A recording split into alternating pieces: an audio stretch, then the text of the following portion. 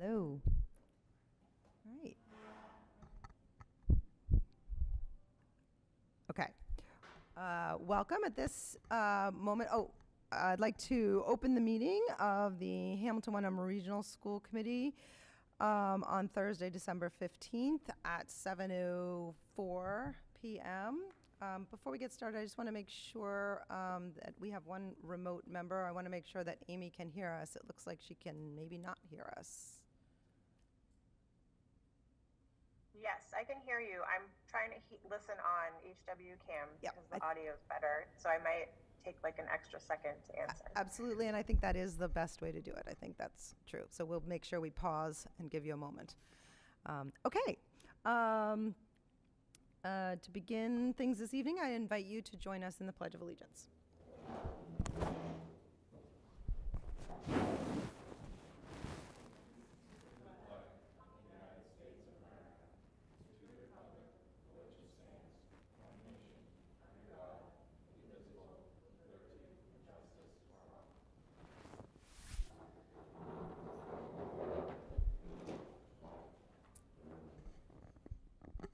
Okay. So first off, we have the opportunity for citizens' comments. We're going to give people the opportunity here in the room to offer comments, and we also have a Zoom link open should anyone want to offer comments on Zoom. Before we get started, please know that this meeting is being recorded, and it's also being live streamed on HWCam. If you do offer us a comment, please know that this is your opportunity to be heard. It's your opportunity to talk and our opportunity to listen and hear what you have to say. Citizens' comments are exactly that. They're for us to listen to you. They're not meant to be a dialogue or a back and forth.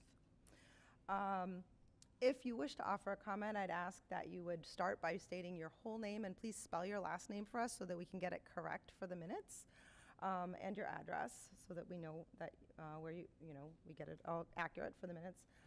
Speakers will be allowed 3 minutes. I've asked Julia Campbell to be our timer. She'll give you a little heads up when you have about 30 seconds left, just so that you know.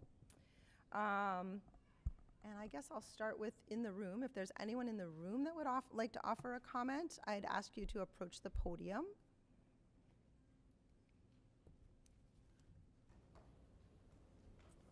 Okay, welcome. Hello, thank you. I'm Greg Horner. I live at 28 Home Street in Hamilton. It's Horner, H-O-R-N-E-R. I have 2 daughters in the school system. We've lived in town for a long time. I wanted to start by just thanking all of you for your work and your service on the school board and on behalf of the future of all these children. So thank you. I'm one of the co-founders of the Hamilton Wenham Climate Action Team.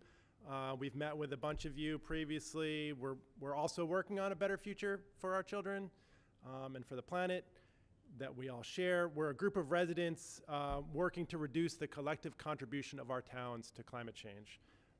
The school system is the single biggest opportunity in town. It's just big. Our biggest opportunity to reduce our greenhouse gas emissions. So we're looking for opportunities, and we've been really receptive. We've met with Eric Tracy and others of you, been working with Tom Geary. And so there's a lot of opportunity, which is exciting, and there's a lot of money coming down the pike to help us make the transition. The Hamilton Wenham Select Boards have both adopted resolutions pledging to move away from fossil fuels, or as pledging to work towards net carbon zero, which involves moving away from fossil fuels and adopting clean energy. So now on the agenda tonight, we have an opportunity to put that long-term vision into practice with the installation of some electric vehicle charging stations. So I have a letter that one of our members wrote that I want to just read into the record. I'm trying to stay under my time. The Hamilton Wenham Climate Action Team wishes to express its strong support for the installation of 6 electric vehicle charging stations at the Bucher and middle school, high school campuses. It's our understanding that the installation costs will be paid in full by a DEP grant, and that the estimating operating costs will range from $2,764 in fiscal year 23 to $3,450 in fiscal year 26. We also note that Tom Geary, Facilities Director, believes that much of these operating costs can be recovered by user fees, as has been borne out in other school districts. This is a wonderful opportunity for the school district to move forward with an important green initiative at minimal cost to the school district. Not only will this program help to encourage more individuals to purchase electric vehicles, but it will result in charging stations that can be used by the future school district maintenance vehicles. Taking this step will demonstrate that the school district is serious about combating climate change. A failure to accept this grant money and install the charging stations would send the wrong message to both the students and the community. So this is on behalf of myself, also Bob Knowles and Sue Petrolia, other co-founders of the Climate Action Team. In closing, the future of transportation is electric, and these grants won't last forever, so let's not miss this opportunity. Thank you. Thank you. Okay. Ooh. Is there anybody else in the room that would like to offer public comment? Okay, please approach the podium.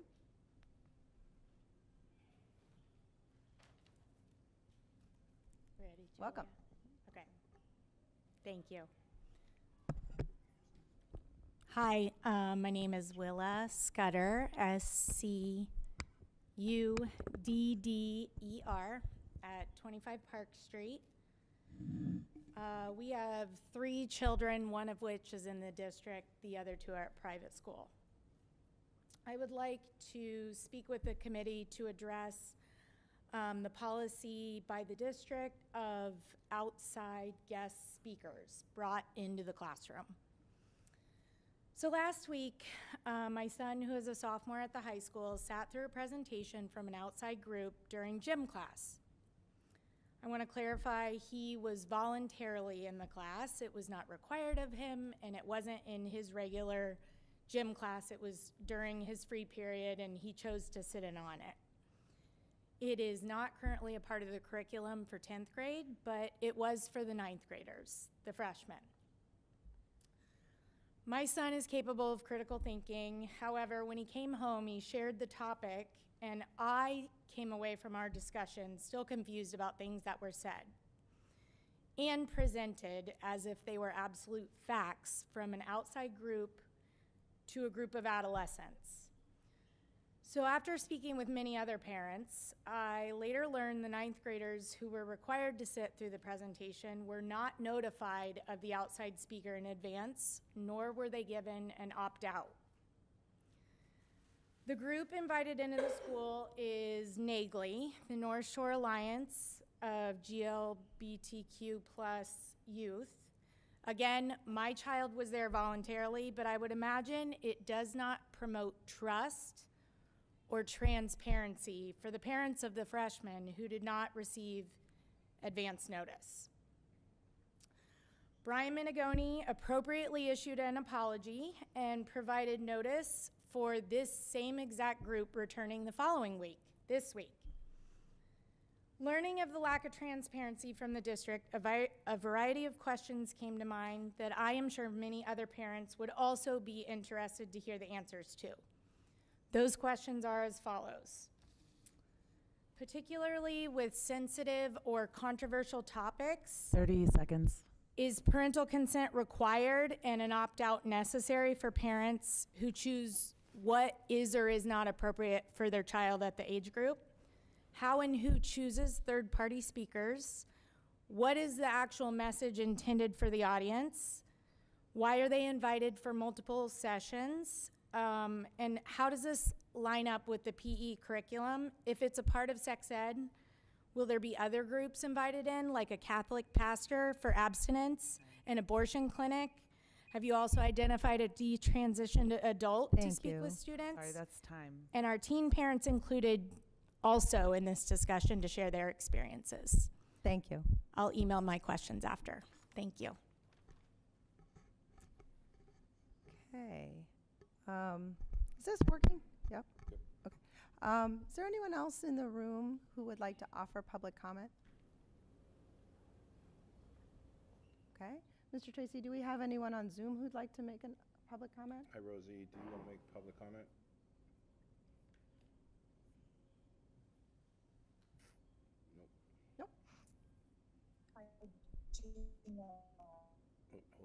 Oh, hold on a second.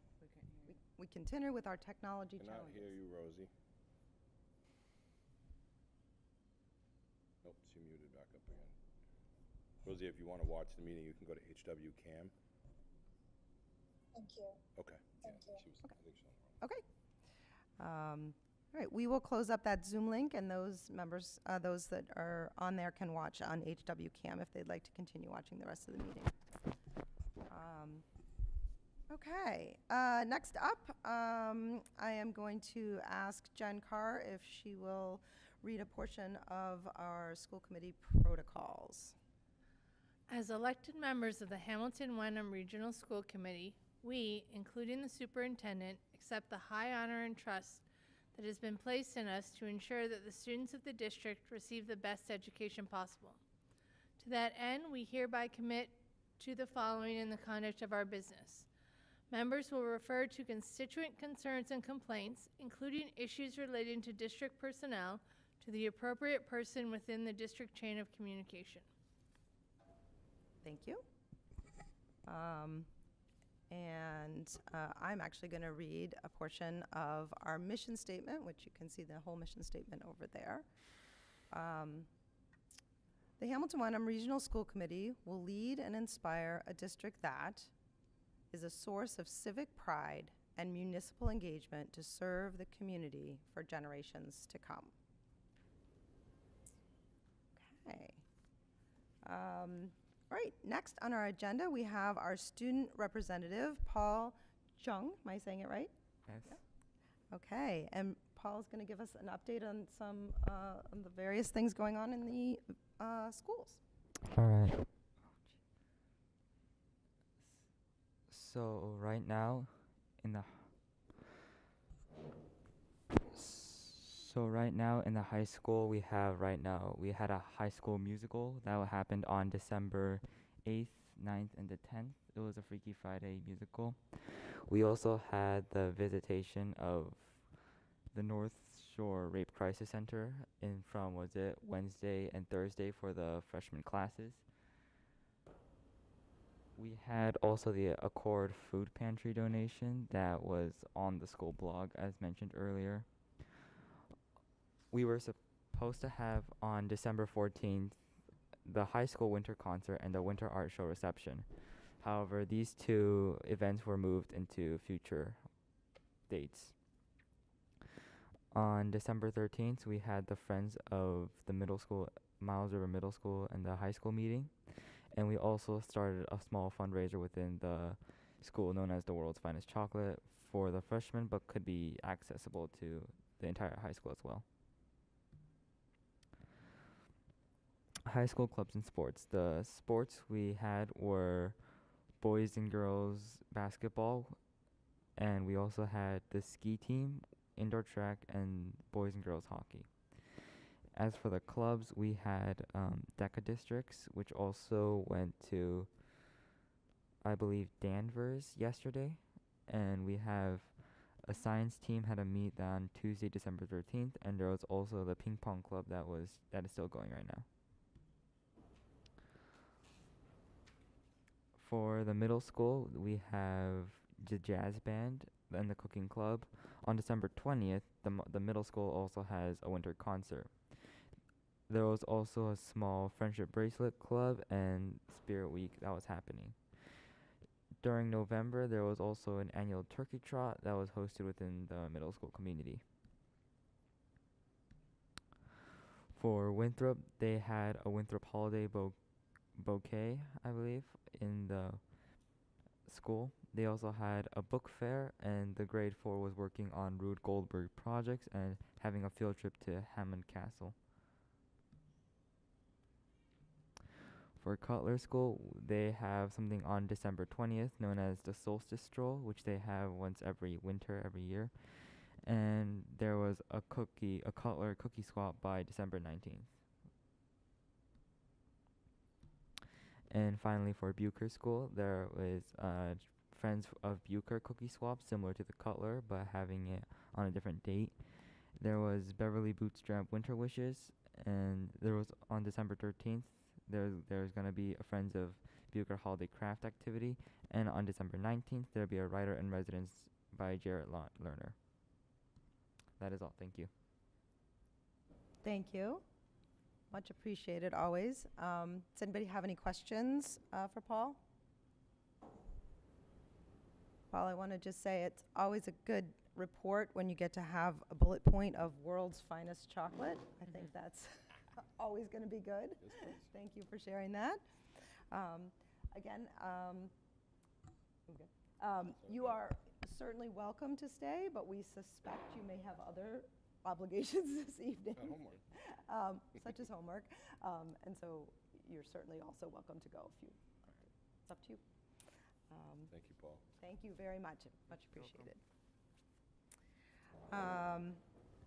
Okay. So I'm just going to let everyone know I'm going to ask Amy. I didn't actually clear this with you, Amy, but I think I'm going to ask Jen, if you're okay with it, to do our secretarial duties, because I think it's going to be a challenge on the computer. She's nodding, I think, in agreement. Okay. All right. So next up, we have our consent agenda. I know that we would like, Mr. Tracy and I would like to hold or remove item C from the consent agenda, which is the boys JV hockey. Does anyone have any other items they'd like to hold from the consent agenda?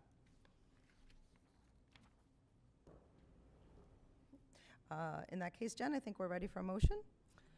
I move that we accept the consent agenda, Part A and B, as written.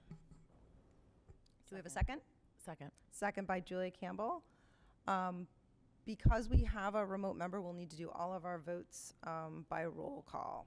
Okay. Julia, I'll start with you. Yes. Dana's a yes. Jen? Yes. David? Yes. Amy? Yes. Okay, and that is unanimous of the 5 members who are present, and the motion passes. Eric, did you want to speak to item C, which we held? Oh, Can I sorry. speak to 2 things Yes, on it? sure. The first one, please notice, the photo group, Friends of the Arts Group, has really gone above and beyond to try and help plug some holes in various locations across the district, and you'll notice a lot of these donations came from them, so I really appreciate their support. I know our kids in the chorus and band and music and fine arts all appreciate the things that come forward.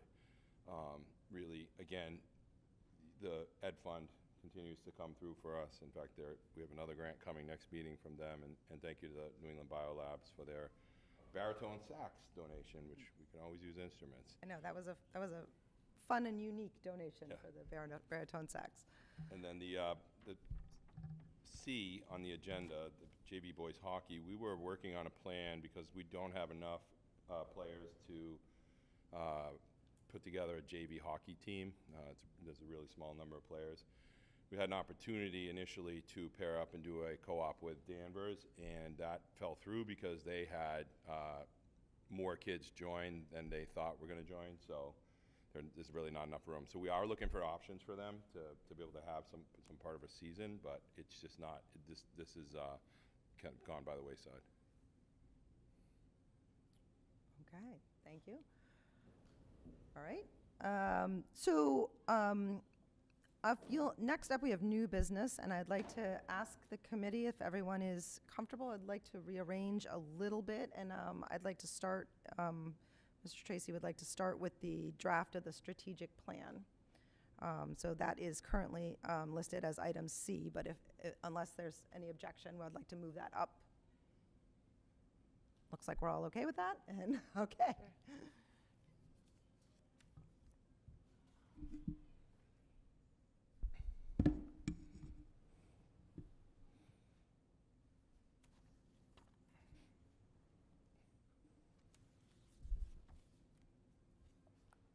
Oops, wrong one.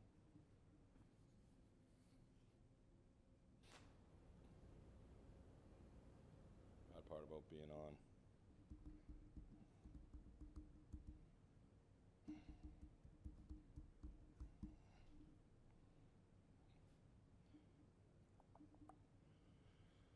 Thank you for allowing me to take this out of order. A number of the members of the committee are here this evening, and we wanted to be able to recognize them, but also let them go home as well. Some of them have not made it home yet today. So,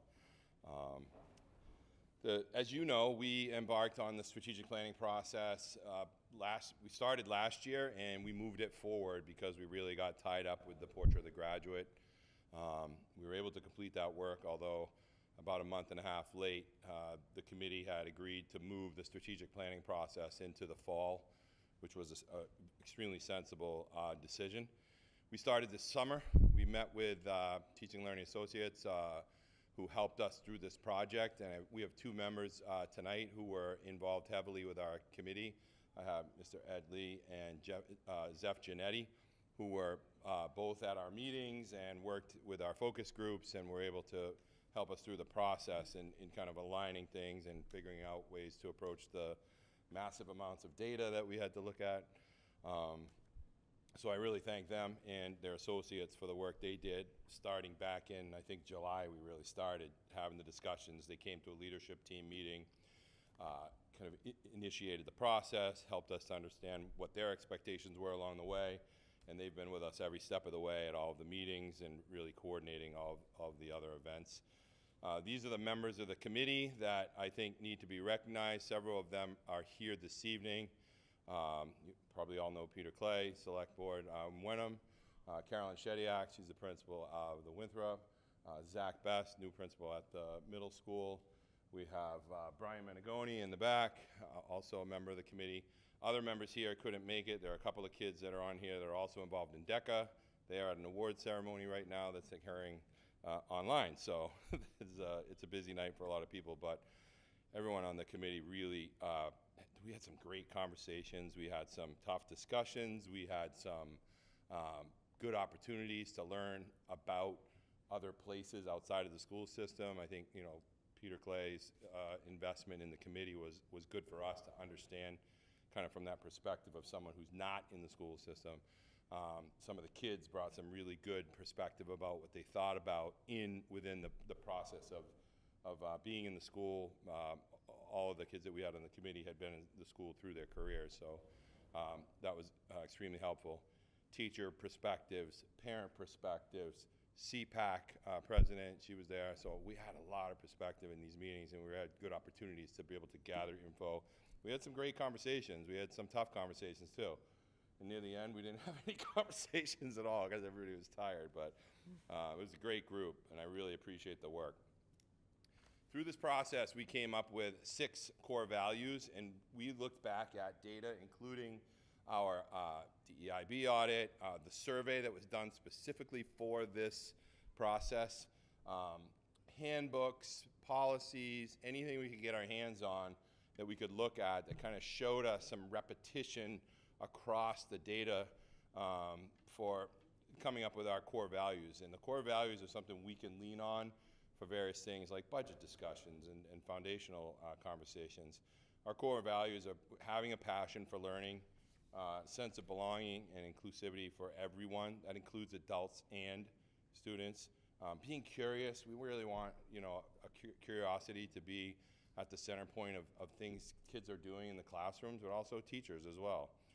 Having partnerships, we really believe that we need to take better advantage of our partnerships across not only the communities, but even outside of the communities, looking at various ways to connect our kids with opportunities outside of the class, including things like internships or even just opportunities to learn, go and meet and greet and learn something unusual outside of the school. And then having integrity through the whole process and along the way. So these are what we landed on for core values. We had a very much larger list, but this is really what came up over and over and over as we reviewed the data. There were 3 phases to this process. The first phase was building the foundation. We did a lot of data collection. We gathered data. We put it all into a folder. Everything we could find. We asked principals to find stuff, directors to find things. We gathered stuff from just general documentation that we use across the district. We looked at the budget. We looked at multiple years of the budget, actually. And then had, as you know, the focus groups with parents, community, school committee, leadership team, staff members. And then also did the survey for the strategic planning process. So the survey helped to open the door for gathering information much more specifically related to the strategic process. Building the plan was really the 6 meetings that the committee was involved in all along the way. As they looked at the data in that opening meeting, they really kind of just got dropped in. Here you go, here's all the data. Ed and Zeph really gave us some guidance on how to attack it, how to break down our grouping so that we were able to be a little more focused and start to put together some of the pieces so that we could develop the core value, relook at our mission, and relook at our vision. And then phase 3 hasn't really happened yet, but we're starting that process. So there's a strategy development part that initiates it, and then really implementing the plan is part of that phase 3 process. So we do have strategy development and some deep initiatives that will carry on for the next 3 years or so. Mission. This is how we get there. How do we get to where we want to go? We want to inspire continuous learning across our schools in order to lead a purposeful life. We want our kids to be able to come out of school no matter what they decide to do. More and more kids are choosing not to go to college right away. They may defer it for a year as a gap year. They also, we have a number of kids going into kind of the entrepreneurial realm and other avenues and opportunities, including family businesses. So we're trying to encompass all of our kids across the district. Our vision, where we're going, to be able to have our kids engage the future with creativity and confidence, like take it on. Be prepared to take on the future, be prepared to make those connections, be prepared to use those things that we outline in the Portrait of the Graduate to be able to lead their lives and decide on some directions, make decisions, and be confident in those decisions as they move on, again, beyond our walls and into whatever path they may choose. Got to reel in the Portrait of the Graduate. The Portrait of the Graduate work we started last year, and really those are the things that are peppered along the way. So if you look at our district from pre-K to 12, and you start to talk about the Portrait of the Graduate, every classroom has a connector to the Portrait of the Graduate. We're working with kids in the kindergarten level to adapt and persevere. All the way through the district, you'll see across any of our classrooms where we're pushing our kids to adapt and to persevere and to try harder, and to be open and growth-minded. We want our kids to be really solid communicators and understand communications in its various forms, not just verbal. We want our kids to be good writers. We want them to use technology well. Thinking critically is really the opportunity to be able to take on a problem and think different ways and different approaches on how to attack that problem. And then collaboration, being able to collaborate is one of the things that comes up as a skill in almost every conversation you have with business people. They're looking for people to be able to collaborate with the team, whether it be a small or a large-scale team, to be able to, again, be part of that team and be a contributing member to that team. And then learning for life. We really believe that learning for life is important. You know, you see it now with the advent of all this technology we have around us, that kids at 9 and 10 years old can go and take a YouTube video and learn how to do something different on their skateboard, or how to do something with a soccer ball, or how to put line on their fishing reel. They don't really need us for some of that. So opportunities to learn for life. I always tell the story of taking apart my daughter's Prius to change the spark plugs when I had to pull up a YouTube video and 13 or 14 different parts came off the car before I got there. But again, we have those opportunities to not be dependent and to be able to rely on ourselves. And given the skills that we want our kids to have along the way, we open the doors a little bit wider for them. Our theory of action, there is a piece missing out of this. I didn't realize it until after the fact. By improving student outcomes through high expectations, deeper learning opportunities, and data-informed instruction in a supportive and equitable environment, utilizing leading-edge technologies and facilities, we will inspire continuous learning for a purposeful life. That theory of action connects the dots for us in the work that we did over the 6 meetings. And again, these are pretty big, like leading edge technologies. Are we daring enough? Do we have the guts enough to bring leading edge technologies into our classrooms? Are we daring enough to really put our money where our mouth is on our facilities and make and create cutting edge facilities for our kids and for our student teachers to be successful? This is something that we're striving to do. Our strategic objectives, they really kind of fell out as we looked through the data, and they were things that became repetitive. We started to see over and over and over, and we're able to group things under these strategic objectives. There was, I think, 9 or 10 initially, and the group worked to really hone in on rounding them down and making these 4 objectives the really focal points of the strategic plan. Teaching and learning, clearly that is what we do. It should definitely be a strategic objective. But communication and community partnerships, you'll start to see the dots being connected along the way here with some of the things that I just presented. Personnel, facilities, and technologies, all things that we need to pay better attention to now and leading into the future. And then culture and wellness, which really encompasses all of the things that we deal with in schools, with kids, with adults, and really creating strong cultures of learning, helping kids to understand social emotional aspects of themselves and others, and then really building that into across the school system. There are a number of initiatives that you'll see in the plan that's accompanied with this presentation. There are 6 under teaching and learning. There are 3 initiatives under communication and community partnerships. There are 4 initiatives in personnel, facilities, and technologies, and 3 initiatives in culture and wellness. The bigger part of the initiatives now is really taking them apart a little bit. The leadership team is going to kind of peel them apart a little bit and develop a timeline. So not everything will take 3 years. Some things will take 6 months. Some things will take 2 years. So the leadership team will now start to dig into that. That's why it's blank on your current draft report. But we really want to dig more deeply into that and still be able to connect the dots with all of the things that we've already laid out to do this year and then well into next year. And I'll take questions on the plan or on the process, and I know Ed and Zeph are very, very willing to answer questions as well if you have them. Thank you, and thank you to everyone that worked on the strategic plan. Really sounds like some really good conversations occurred in there, and it sounds really important stuff. All right, questions? Jen? Can you clarify a little bit more for me the difference in between belonging and inclusivity? Sure. Belonging, when you're looking at, just let's use a school building, for example. Kids that feel like they belong, staff members that feel like they belong there, they're part of that community. Inclusivity is really opening the doors to really give everybody opportunities to be included in the things that are going on within that, not only within the school culture, but I think within the district culture as well. And I really believe, and I think one of the things Peter helped us to underscore is this really leaks out into the community as well. So it's a good opportunity for all of us to keep our eyes wide open for those opportunities in our buildings and outside of our buildings.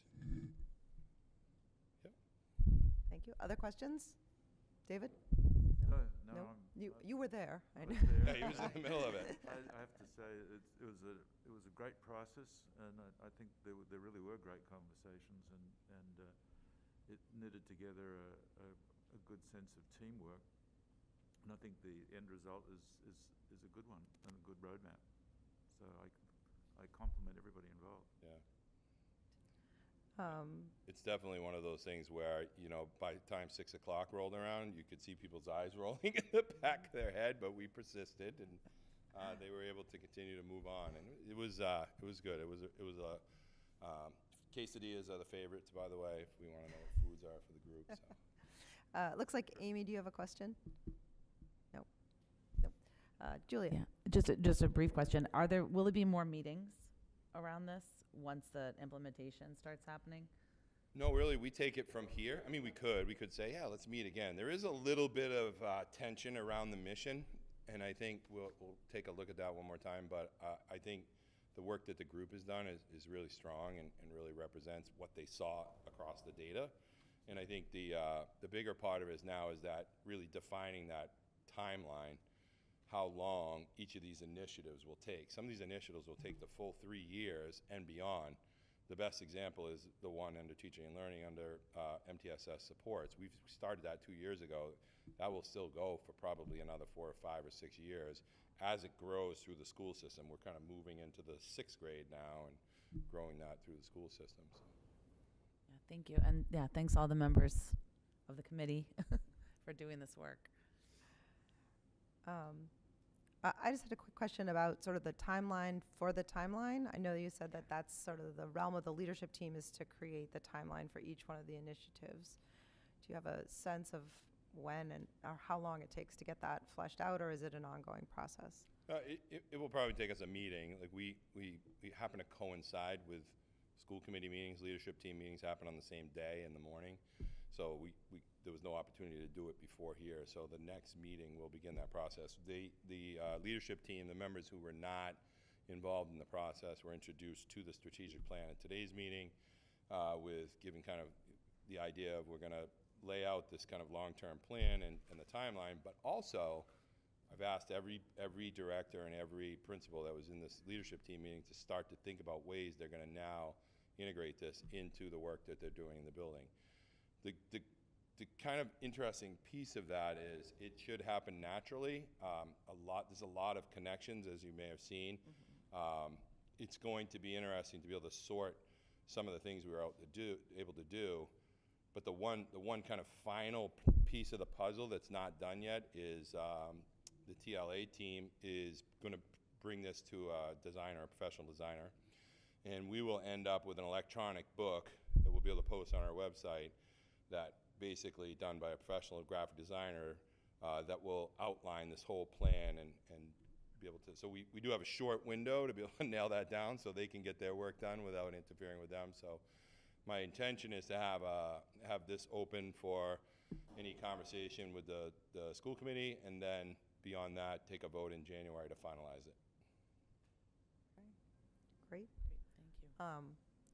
I just have one more thing, which I know you just said that there was perhaps some tweaking. Maybe you were interested in the mission. I just want to put in my 2 cents that I greatly appreciated that both the mission and the vision statement. I appreciated the brevity and I felt like I don't want to get involved if you guys are still tweaking, but I felt like there had been a lot of thought there. I felt like every word in those two, each word I felt like was doing a lot of work, and I appreciated that, and that was my notes said that I was really, so anyway, I don't want to step in the middle of something if you're still working on it, but. The group was really good about making sense and making it, really coming out and saying, we want this to be short and concise, because we don't want to have this thing where the mission falls away or the vision falls away. You can really access them really easily. In some cases, you may even remember them, when you start to look at that. So it really covers a lot of ground. They're fairly broad, purposefully. The mission is kind of how we're going to get to the vision. And, connecting the dots along the way is that portrait of the graduate and our core beliefs. So there are a lot of connections throughout the work. And we'll continue once we get the work from TLA in, I assume, January. I think, right, Ed? I think it's January. Is it January the? It'll take 6 weeks for the Okay. to finish it. Okay. First to send it out. For the electronic book, is that what you're talking about? Yes. Yep, great. Great. So we'll see that probably February then, just to be safe. But it'll just basically visualizes the work that was done all along the way. There'll be some pictures involved, and it's nice. We've seen some of the previous work that the group has done with other schools. It's really nice. It's in a great way to. It's kind of a marketing tool for the district as well. Thank you. I will just add one more thing, which I have already asked Eric individually, but I did ask Eric about sort of one of the things that's wonderful about having a strategic plan is that it provides, a touchstone, something to look to when crisis occurs. We didn't actually have a strategic plan when I entered the school committee. And so one of the things I asked Eric about was, what's the plan to ensure that we don't have those gaps in the future? So I might just ask you that again, that like, this is for 3 years, and like, is there a vision for how to ensure that we continue future planning? Sure, it's a great question. And the idea that it's 3 years is really a window that makes sense right now because change is happening so quickly.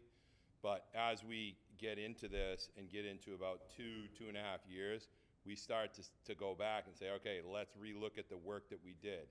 Does it still align with what we're doing? Has it changed in some way? Are there things that we need to address? And then you start to build those new initiatives off of the kind of the goals that you've met along the way. So I would say at 2.5 years or so, we start really leaning into this process of regeneration, if you will. And it's not really recreating the wheel. I mean, we could all say at that time, the vision doesn't work for us. We need a new vision. And then go back to the table and sit down and go through it with a group of constituents again. But the majority of the focus now will be on meeting those initiatives along the way. Thank you. Okay. All right, looks like we're all set. Thank you very much. All right, thank you. And thank you to everybody that was involved. Yes. Mr. Frankel and Anna Siedzik, who is not here, but thank you all. I appreciate it. Please do not think you have to hang around. Okay.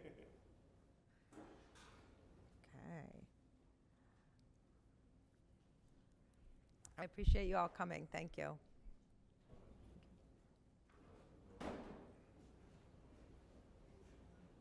Okay. Yep. All right, next up, Brian Menegoni is going to present the high school program of studies.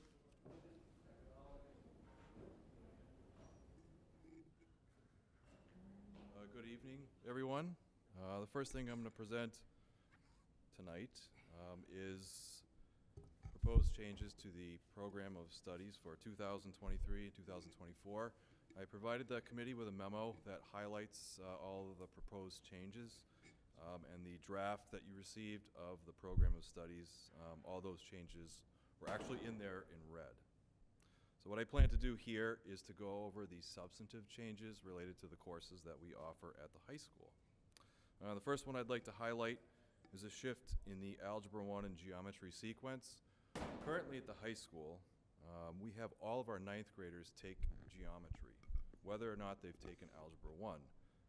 This change started in the 2020-21 school year. And one of the rationales for this was to give all 9th graders a common math experience. However, in that time, what we've found is that students who are in geometry as freshmen, who have not taken Algebra 1 yet, really weren't able or have not been able to engage in as rigorous a study of geometry as we would have hoped. Furthermore, our chemistry teachers have noticed that the students in their classes who are in 10th grade who are concurrently taking Algebra 1 for the first time aren't quite ready to do the math that's required in a chemistry class to be successful. That mostly has to do with proportional thinking, modeling with linear equations and things like that. So returning to having our students take Algebra 1 before they take geometry will address these concerns. Now, students can take Algebra 1 in the 8th grade if they've chosen that sequence for their math courses, or they could next year start taking it in 9th grade. This is a challenge that you see in a lot of high schools. Where do you put Algebra 1 in relationship to geometry and Algebra 2? And schools will flip-flop from time to time. They'll go one way and then go back to an old way. We were in communication with Linfield High School, who a number of years ago made a similar shift to having geometry for all 9th grade students, whether or not they took Algebra 1.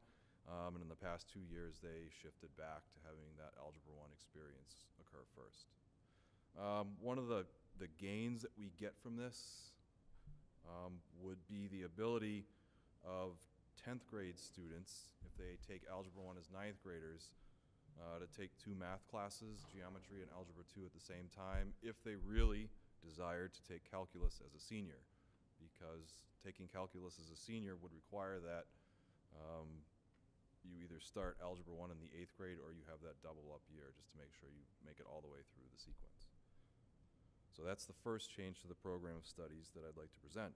Second change has to do with a course named Fabrication Technology that is part of our science department. Currently, it earns college prep credit, and we're going to shift that to honors credit. The reasoning behind this is the very nature of the class, where students are presented with an engineering challenge at the start of the school year. How can you make an amphibious vehicle that will drive on land and not sink as you try to get across the pond at Patton Park?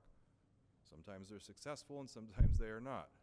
But it's really the challenge, I think, that aligns well with the expectations of our honors courses. Fabrication technology is a class that our students often wait until their senior year to be able to take, because that's all, those are the students who are allowed to take it. They're required to take a number of courses before they get to that class.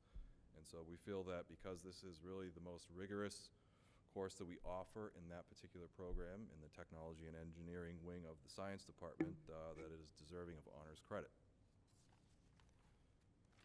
The next change that I'm presenting is the removal of a class called Spanish Language and Culture. It hasn't run for a number of years. It's really sort of a pre-Spanish 1 class, and it just hasn't had the numbers to run.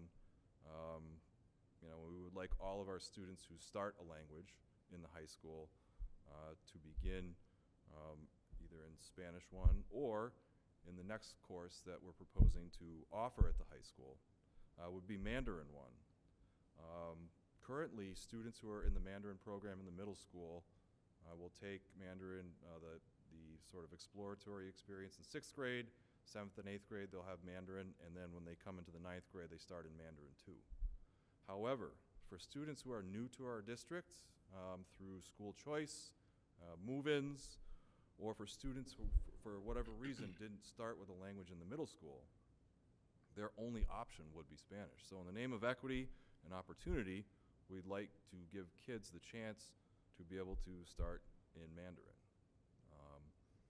The one caveat here is, you know, how is this going to play out in terms of course signups? And it can really only run if there are enough students, but if there are enough students, we will figure out a way to make it work in our schedule. At the other end of the Mandarin experience, we would like to offer AP Chinese Language and Culture. And we're doing this again, you know, probably in the name of equity, but also for challenge, because students in the Spanish program are allowed to choose to take AP Spanish Literature in their senior year. Currently, our seniors who are in the Mandarin program can take Mandarin 5, but they don't get the opportunity to be prepared for a very accelerated course and to be prepared for the AP Chinese Language and Culture test. So this would afford them that opportunity. Again, this is going to depend on course enrollment. The challenge that we currently face with Mandarin classes is that it's just a smaller group of kids than in the Spanish classes. So we have to figure out the balance between opportunity and the ability to actually schedule it, because as the kids get older, their schedules do go all over the place. They'll take a number of different AP classes or honors classes where there's sometimes only one section of it. So fitting that puzzle together can be kind of challenging at times. So that's going to be something that we will have to consider throughout the spring as we build a master schedule. The next change is for our art portfolio class, and this is sort of a parallel to fabrication technology. Instead of offering this for college prep credit, it would be offered for honors credit. And again, this is because it is the penultimate or culminating experience for students in the visual arts pathway. This is where they're expected to engage in a lot of independent work in terms of putting together the portfolio that they're going to present, not only in the school, but also probably outside of the school as they apply to various programs. And again, we feel that level of independence is aligned with honors expectations. The next change to the program of studies is going to be to do something similar to what we're doing in math, and that would be flip-flopping the grades 9 and grade 10 health topics. Currently, grade 9 does focus on human sexuality, and grade 10 currently focuses on substance abuse. What we're proposing excuse me, to do is to move substance abuse to grade 9 and human sexuality to grade 10. The reasoning behind this is we're just thinking about what are the challenges that our kids face in grades 9 versus grade 10, looking at some of the data that comes out of the CDC and other areas in terms of substance abuse and human sexuality, but also based on the developmental levels of our kids. We feel that it's a worthwhile change. This is something that we're going to have to watch, though, and see how the effect plays out in school in terms of what our kids really ultimately experience. And finally, the grade 10 Wellness for Life physical education focus is going to shift to include more advanced experiences from the climbing and challenge elements that we have. This will allow our students to continue building their leadership and teamwork skills, and we feel it takes better advantage, like I said, of the facility that we have out back, which was the birthplace of Project Adventure, and we want to make sure that our kids are able to get on that as frequently as possible. So those are the proposed changes that I have for the program of studies, and I welcome any questions at this time. Thank you. I just want to start off by saying that I really appreciated the format that this was presented in. It was. I'll take other people if that, but I just want to say for me, this was really, really clear. I think the memo was greatly appreciated, and the red line document, it was just really well done, and I think this is the way to do it from my point of view, so I appreciate that. I will look to others. I do have a couple of questions, but I'm going to let others start and see if anyone asks the same ones, and we'll go with that. Jen? My first question is on the 10th grade health class on page 74. The first 3 bullet points: communicating effectively with others, managing stress and depression, and understanding the positive and negative impact digital media has on behavior. Why are we moving those 3 to 10th grade? I understand the sexuality versus the drug abuse, but those 3 need to be in 9th grade.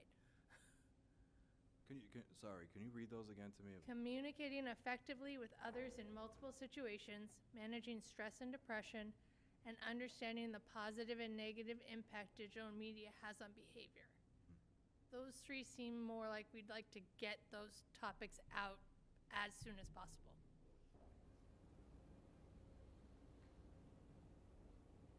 I would say that those will still appear in the 9th grade as topics that are discussed. I think the bullet points are more of how much they're emphasized in each one of those courses.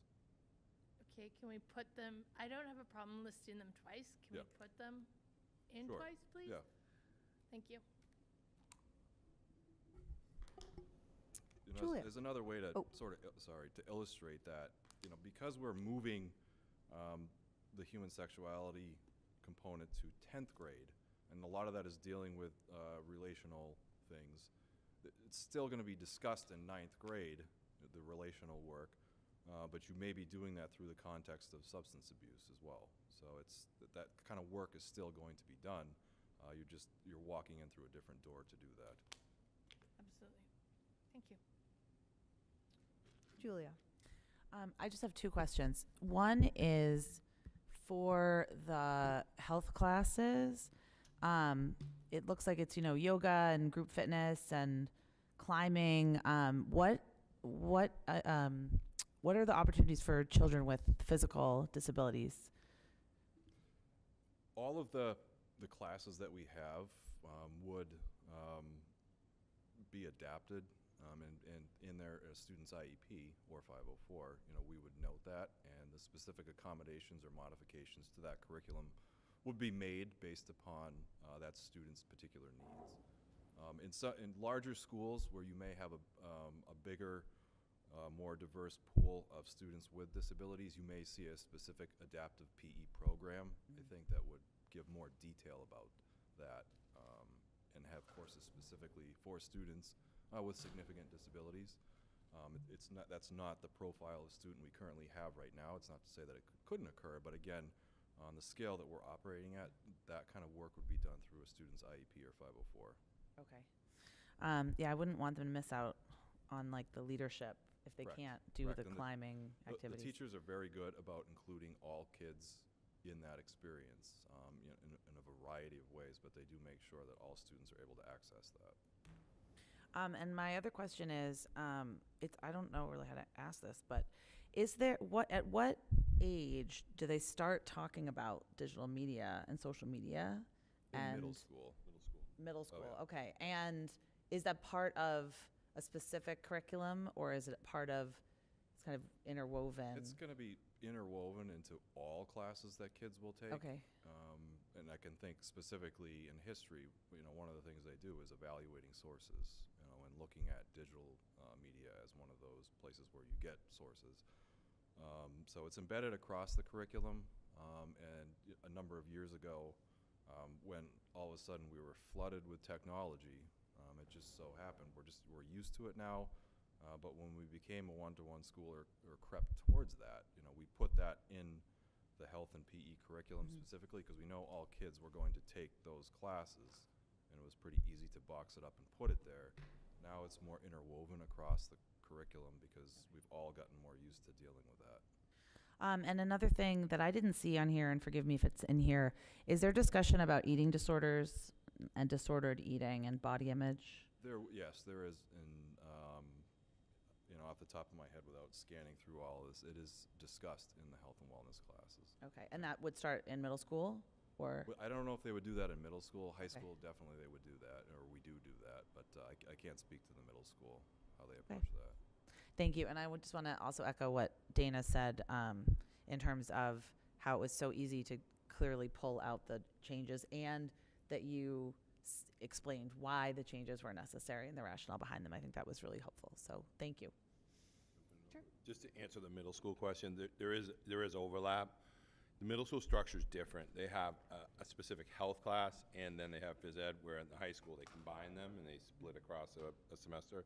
And there's a pretty good overlap from middle to high school where they intro some of the things, and then as they get older, they start to get more and more experience along the continuum 6 through 12.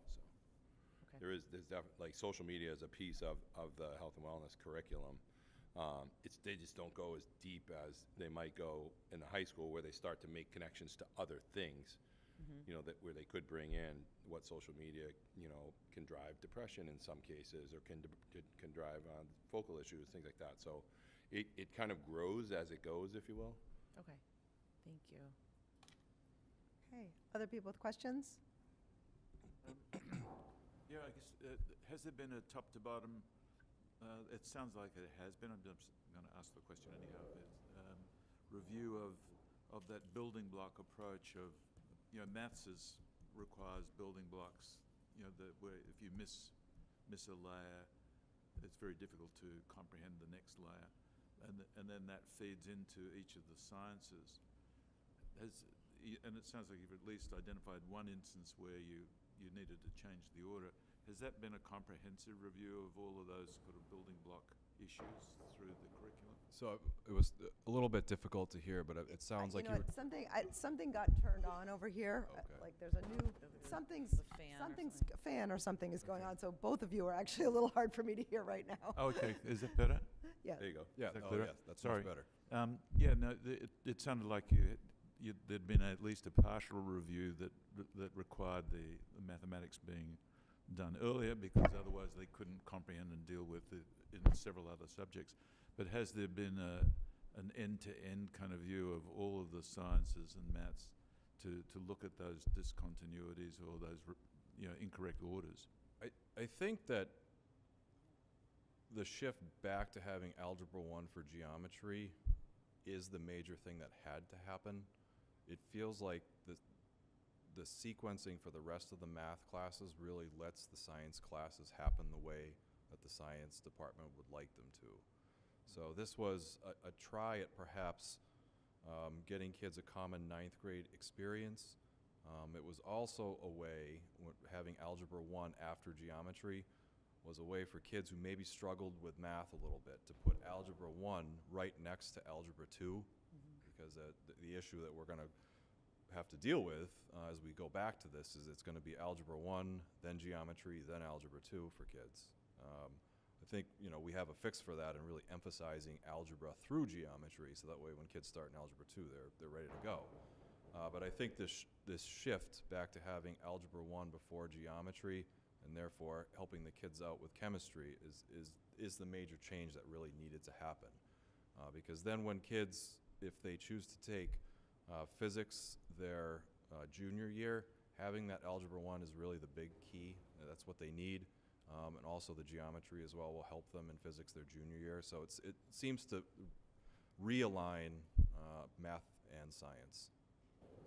Yeah, in other schools systems, I've seen that when kids struggle with maths, which is such a prerequisite to so many things, they actually had remedial maths as a subject. Do we have that as a separate? No, kind we of- don't have remedial math. It's just kids would take a different sequence, and we've also built in for freshmen and sophomores a math support block. There are math support teachers where they can go and actually get specific help in math as needed.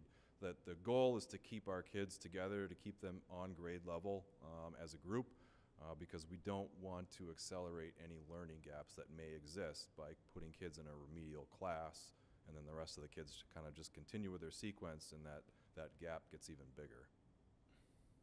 Fair enough, thank you.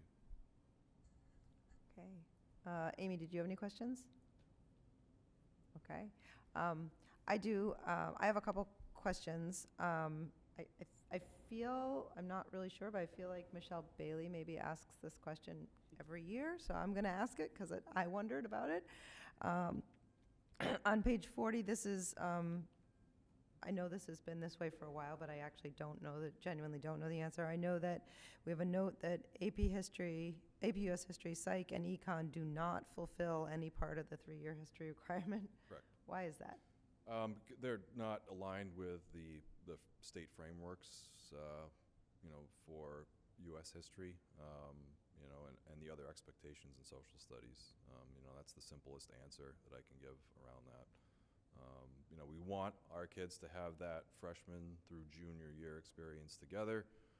There are a number of things that come off of that, and opportunities that kids can engage in together. For example, taking the humanities class. So long as they're sticking together in that sequence, then when they are seniors, they can certainly take AP US History. We've had juniors take it as well. It's not that you can't take that class before you've taken the junior year US and World History class. But we feel that the first 3-year history classes that we offer are the ones that align best with the state history frameworks. Okay. Thank you. Then also, it looked like on page 69, it looks like there's a a cappella class that was removed. Correct. Yeah, I think I probably, in error, left that out of the memo. That's not going to run. It's been offered for a number of years, and just hasn't had the signups. Okay. All right. Thank you. All right. Anybody else have any other questions? Jen had a question, I think. Not accepting the AP US History for 10th grade credit, is that common in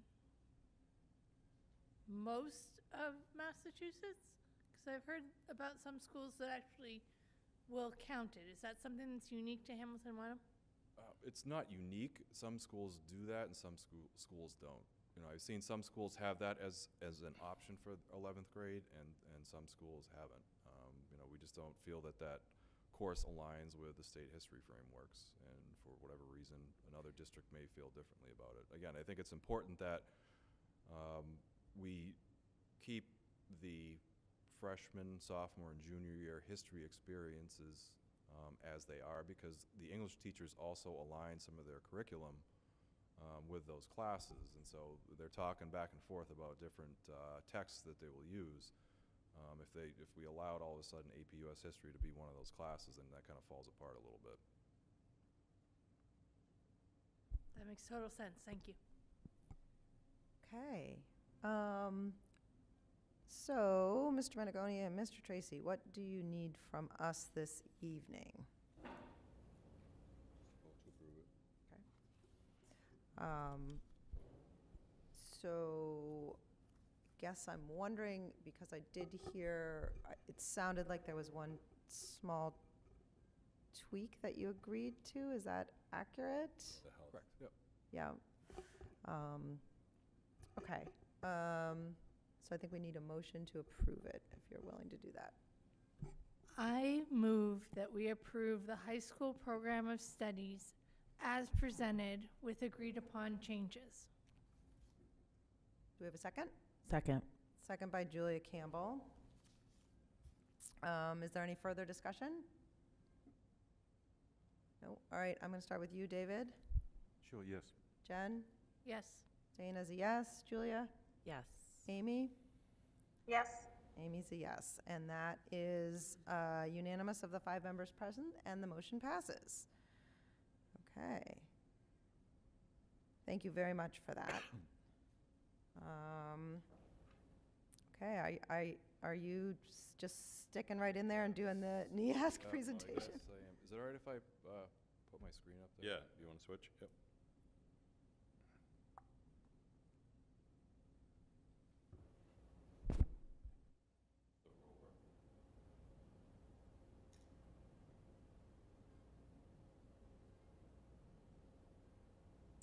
Did you take yourself off? Yeah. Amy, are you going to be able to see? She'll see it on. Yeah. She just looks like she can't see. It's not up yet. Me? Yeah, okay. Sorry, I'm having a little trouble hearing you. Are you having trouble hearing even when you're live streaming on HW Cam? Yeah, it's too slow. Like the time difference is too much.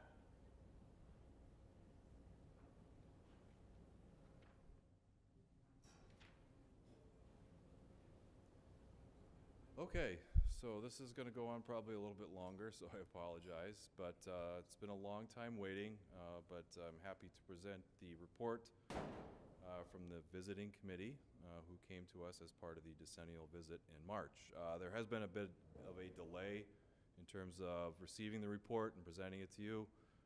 There were a few changes at NEASC, some people going out on leave, so the report got hung up over the summer when we would have expected it, but I have been able to work with Gary Maestas, who is our visiting team chair, going back and forth over the report, what the findings were, how to present it, and we landed on, I guess, a final version at the end of October, and then we had to kind of squeeze it through and make sure the Commission on Public Secondary Schools took a look at it.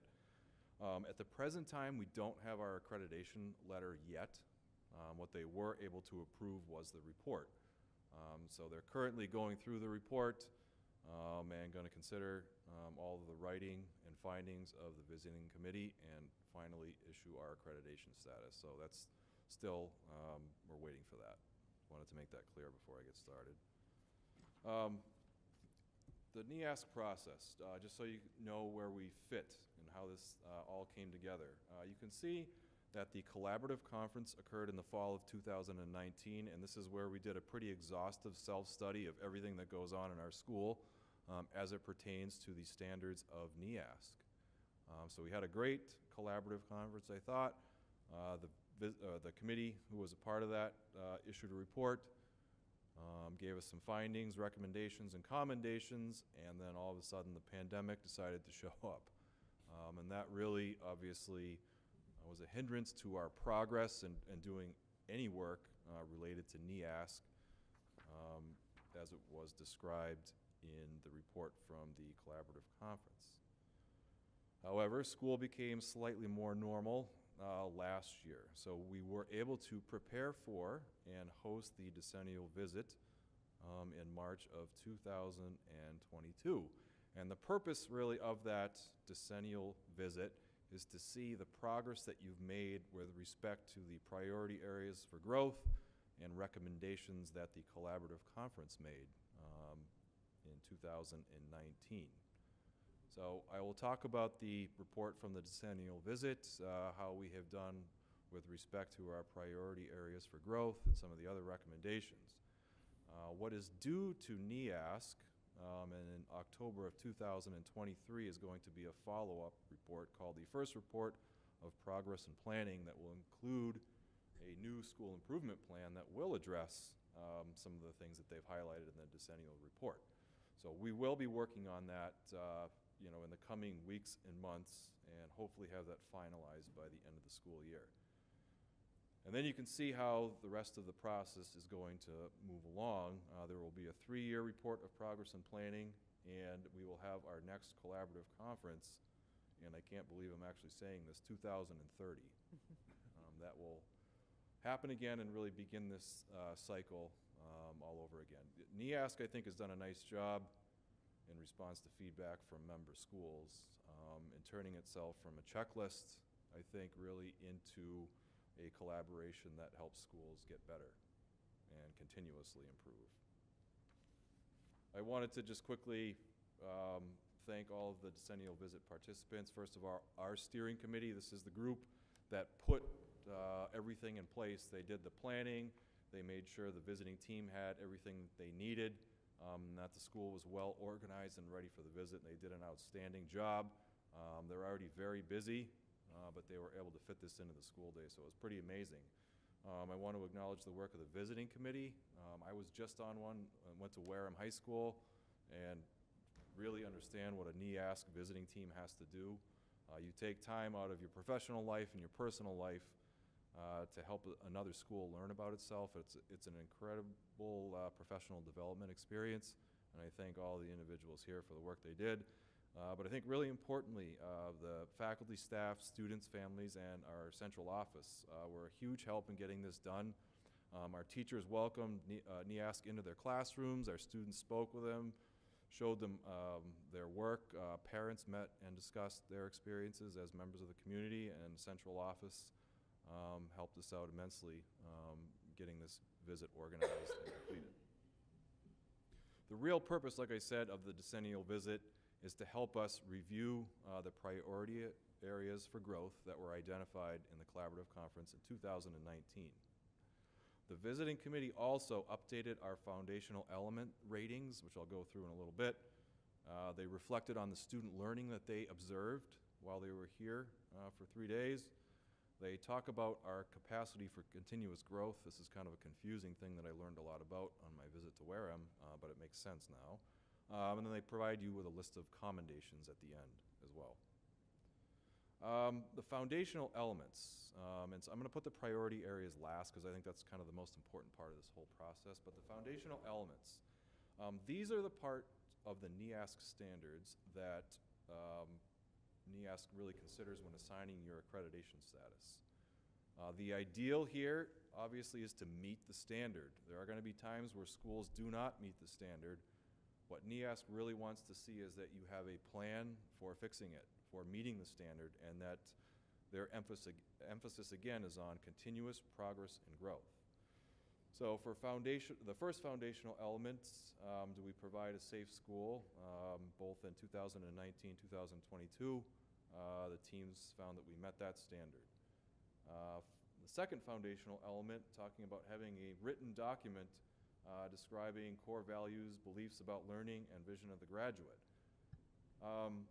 In 2019, the teams looked at what we had and said, you do not meet the standard.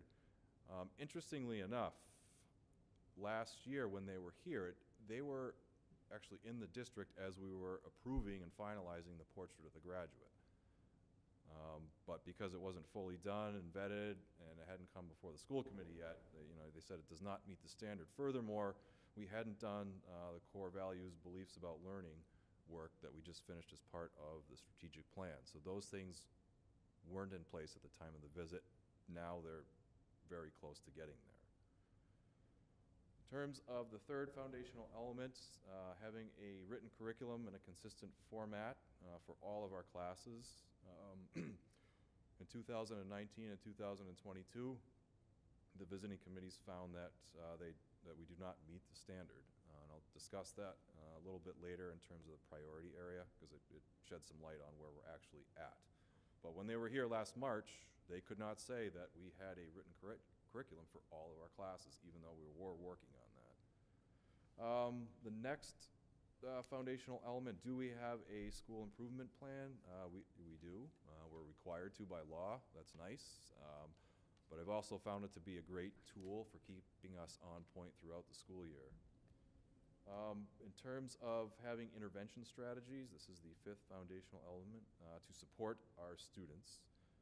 NEASC found in 2019 and 22, we do have those intervention strategies to help all of our kids with the various challenges that they face as young adults. And finally, does the community and district provide buildings and facilities that support the delivery of all of our programs? In 2019 and 2022, they made the determination that we do not meet that standard, and I'll talk about that in a little bit in the priority areas.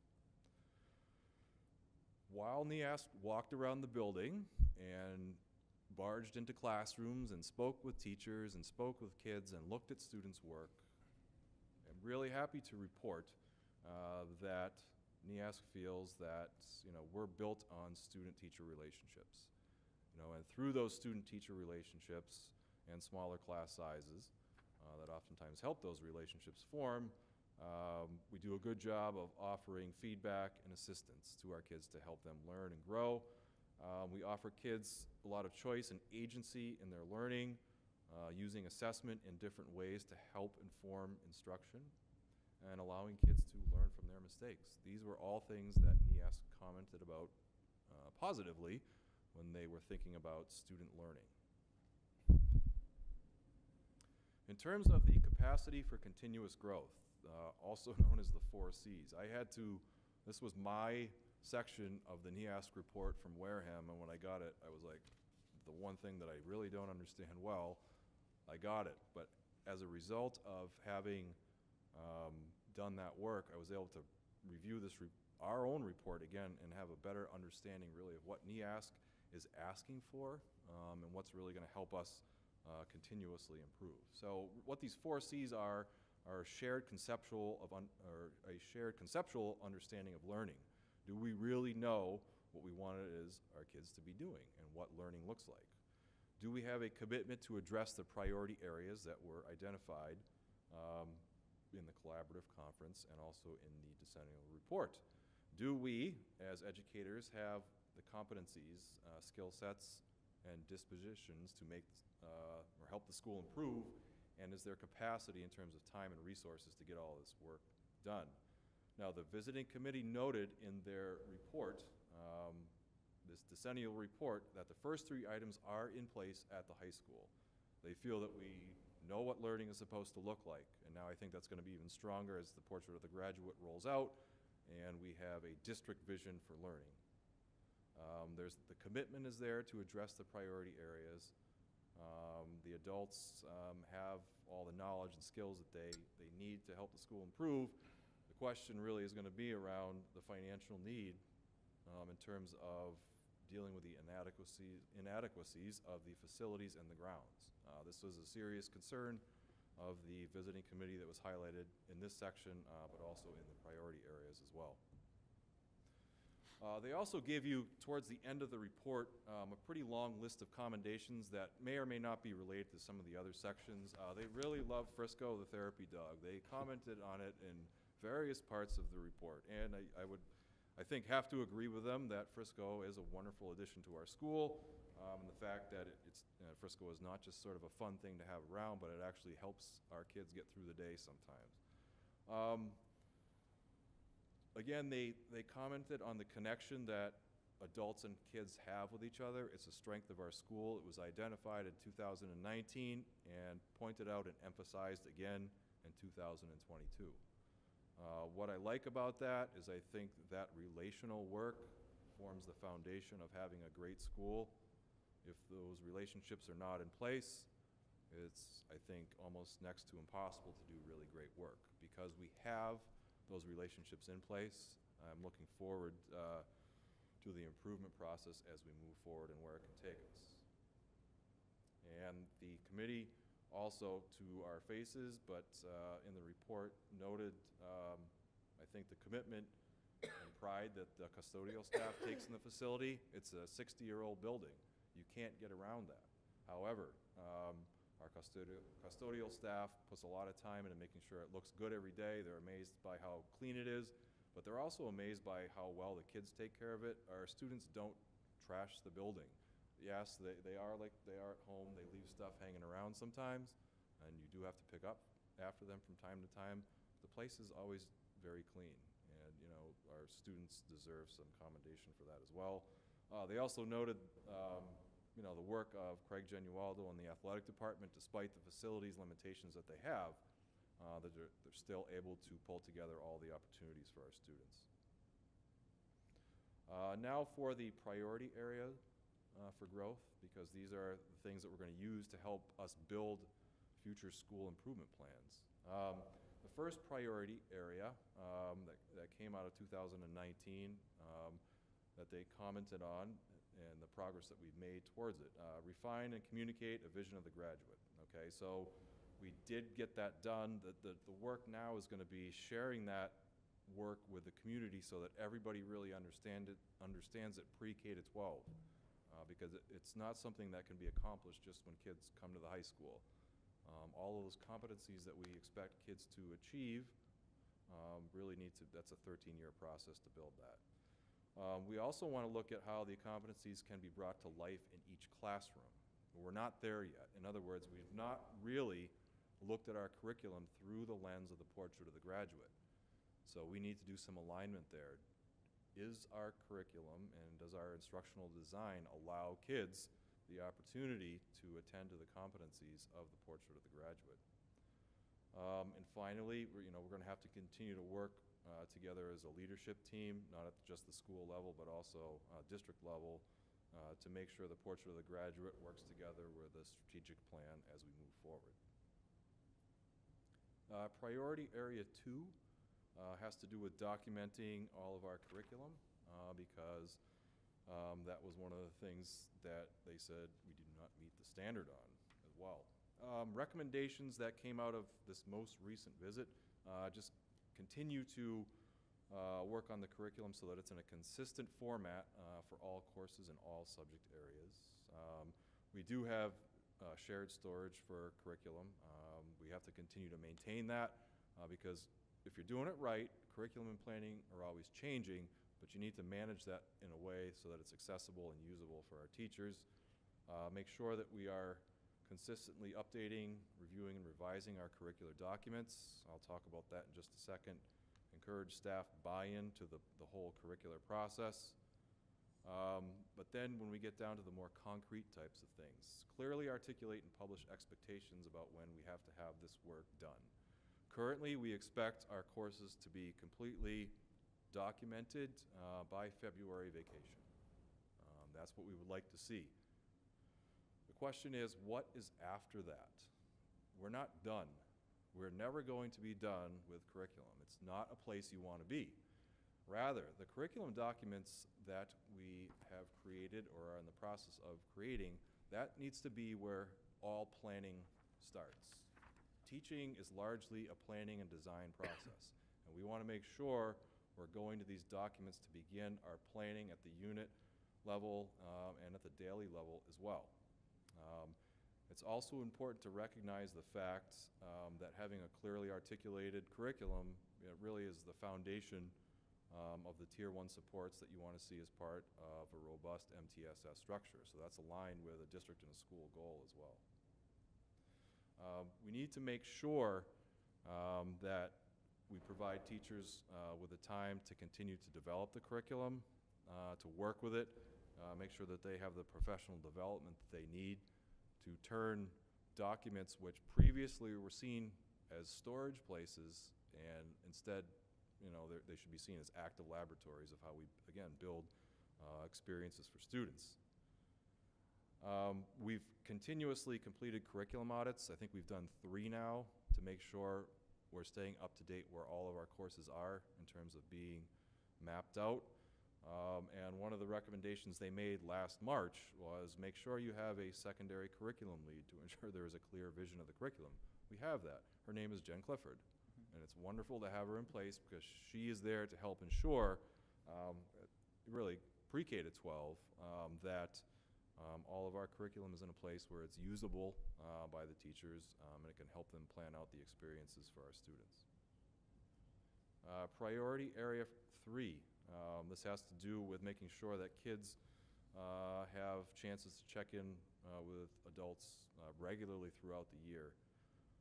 And again, these recommendations were made last March, before this school year, and before we had made some decisions and done hiring and all kinds of other stuff. They talked about looking at hiring additional staff in the counseling department, which we did. We have we share a full-time counselor, additional counselor with a middle school currently. So that was in response to what we heard at the school council level from the community, but also what NEASC thought we should do as well. The other thing that we need to continue to do is build a counseling curriculum. It's in process. What we need to do now is figure out how that's going to fit into the school day and the experiences of our students. Because we don't want to be pulling kids out of class to teach a separate counseling curriculum necessarily. How can we embed that into the current structures that we have? NEASC, again, had as a recommendation under Priority Area 3, make sure Frisco is out and about, supporting the social emotional wellness of everyone. They would like us to hold more frequent meetings and activities for the Frosh program. That's really the 9th graders working with the older kids. So we've programmed throughout. We already had one meeting first quarter. As second semester starts, the mentors will check in again with their 9th graders and also be meeting with the person who trains our mentors to work on communication and leadership skills. So we will be coming back to our 9th graders again. Looking at social emotional lessons across the curriculum, our teachers are already doing social emotional learning. The work in front of us is going to be to help all of our teachers to understand where that specifically is in their curriculum and to emphasize it as they move throughout the school year. The key with adolescents, I think, is to do a lot of the social emotional learning in context. Teenagers don't like having a separate sort of pull-out experience talking about social emotional learning. It's more effective, and I think they appreciate it more when it's embedded in their everyday experiences because they need that context. It talks about developing faculty buy-in for the advisory program. During the 2020-21 school year and 21-22, we had an advisory program, which was sort of a separate smaller grouping of kids with adults, and just checking in with each other, seeing how they're doing, some small fun activities with them.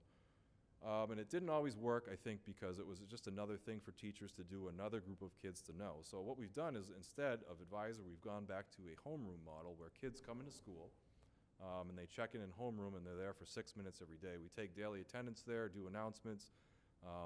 Every once in a while we'll have an extended homeroom to do an activity. But the nice thing is you stay with your homeroom kids for 4 years. So you get to know them on a different level in a relaxed setting. And I'll just say from a supervisory standpoint, it calms the start of school way down because kids aren't rushing in late to their first period class and missing a little bit and disrupting things as they're bumbling through the room late. They go to homeroom, they get there. If they show up to homeroom a little bit late, they're not missing any instruction, and then they kind of go off to class. And it's much quieter at the start of the day, so it had sort of a ancillary benefit there. And really, we need to continue to develop more SEL lessons across all curriculum areas. Again, I think we already do a lot of that work. It's going to be emphasizing it with the teachers and making sure that we understand that we have a responsibility to articulate this kind of stuff to the kids as well. And finally, we're going to want to evaluate any existing programs that we've put in place. They think that that's important because sometimes we'll put programs out there that help kids through some challenging situations, but do we ever look back at the effectiveness of it? Priority Area 4, this has to do with the facility itself. Okay, they were able to come in and see a 60-year-old building. They commented on the fact that it's really clean, kids take good care of it, custodial staff takes great care of it, but they did note its deficiencies. The good thing about NEASC is they go all over the place. They go into newer schools. They know what the standard is now for teaching and learning in 2022. So they're able to give us some, I think, pretty pointed feedback. They want us to make sure we continue with the application in the MSBA to have our roof fixed. It'd be great to have nice new science labs and all that other kind of stuff, but if it's raining outside and inside the building, that doesn't really help anybody. Looking at upgrading the science classroom spaces as part of the facilities master plan is going to be really important. I believe that's an actual school improvement goal this year in terms of getting something on the table where we can start looking at those spaces a little bit. You know, one of the issues with our science facility as it exists right now, it's too small. It's really not accessible the way it should be. But also, it doesn't offer us a whole lot of flexibility because we have 5 or 6 science classrooms and they're all different. And the problem with that becomes a scheduling nightmare because the physics class has to be in this classroom and the biology class has to be in this class. It doesn't work. We need bigger science labs. We need newer science labs. We need more accessible science labs. And it would be helpful to us if they were all uniform. In other words, you could teach any science class in there. And they're really aligned with the expectations for how kids are supposed to learn science, which is being back at the bench, which is being out in the field, which is doing all these things with your hands and your minds at the same time.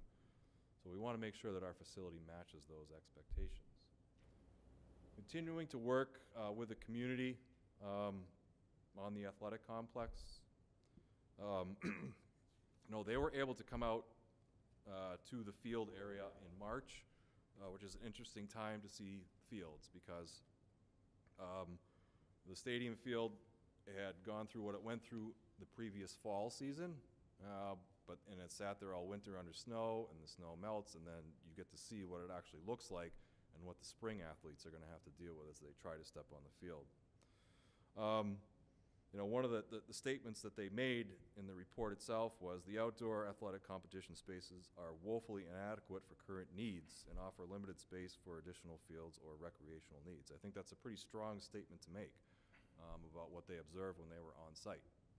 And certainly the experiences of our student athletes where they have fought all season long to gain home field advantage, and they're told all of a sudden your next 2 games, which should have been at the high school, are going to be off-site. That's hard to tell a kid. But also it just comes down to school pride and community pride and what our spaces look like and what are we offering our kids.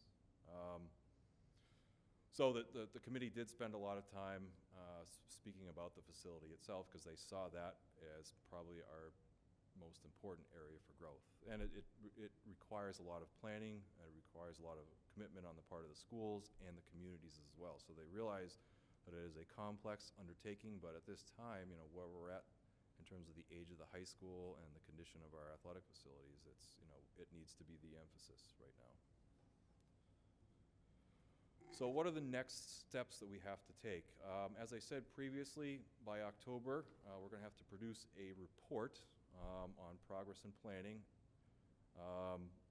This particular report is going to focus mainly on the foundational elements, the things that they focus on to give us our accreditation status. They're going to look at our school improvement plan, and is it going to be aligned with the priority areas for growth? And they would like us to include sort of any new promising things that we're doing in school. We're going to form a follow-up committee, because this shouldn't be done by one person. You're going to want to have a group of people that's representative of our school to take a look at some of the work that we've done relative to all of the information and feedback that NEASC provided us. The really, I think, good thing about the timing of this report coming out and the strategic plan coming out and having finished the portrait of the graduate is that it's going to help us answer a question, I think, that was raised in some of the survey, or came out in the survey data, I should say. And a few people commented that they're wondering, what is the vision for the high school moving forward? And I kind of thought about that. I'm like, I think that's a great question. But now that we have all these pieces out there, recommendations from NEASC, the portrait of the graduate, strategic plan with a district vision, district values, and a mission, okay, that's going to let us start to attack the question of what is the high school going to look like moving forward, because learning is very different for kids in 2022 than it was 30 years ago. And I need to wonder if are we really addressing the needs of our students right now in 2022 looking forward? But I'm glad that we have these pieces in place that will help us answer that question. What is the high school going to look like in the future? So I welcome any questions that you may have. Thank you. Thank you very much. Right, questions? No, No? lot to absorb. Okay. I guess I don't really actually have any questions either, except you said you do anticipate the actual letter. When did you say you anticipate that? So I spoke with Allison Geary, who is our liaison at NEASC, last Monday, and she said in about 2 weeks you'll get it. So if it plops down here before vacation, great. I will send that off to Eric, and he will hand it to you guys. Could happen after the break, but I would expect it, middle of January at the absolute latest. Okay. I guess I do have a question. What is the, and I don't mean this in a derogatory, what is the value of getting accreditation? What does it do for us? Not to say that we shouldn't get it, by the way. Yeah, that's a great question. What happens if you're not accredited? Like, is the school going to melt all of a sudden? It won't be there anymore. I don't know of any schools around us that aren't accredited. It would look bad. It's a bad community look. But I look beyond that. I find real value in what NEASC says this is what a great school does. And if we're not attending to that, I don't think we're meeting our obligation to the community. So it's not so much, are you accredited or not? It's, are you attending to those standards that say you're giving a great experience to all of your students? No, I'm totally in favor of having well-defined standards that stand up well to our peers, and then working hard to achieve or exceed them. So, yeah. Thank you. Can I say Julia. something? It's not a question, it's just a statement. I see it all merging together.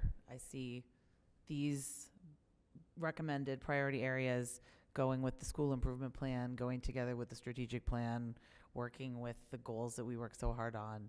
So I appreciate all of this really hard work, but I don't see this as coming like in a vacuum. I think that, I think it's what gives us good guidelines and specific tasks that follow a lot of work that we're doing. But I didn't see anything incredibly surprising here.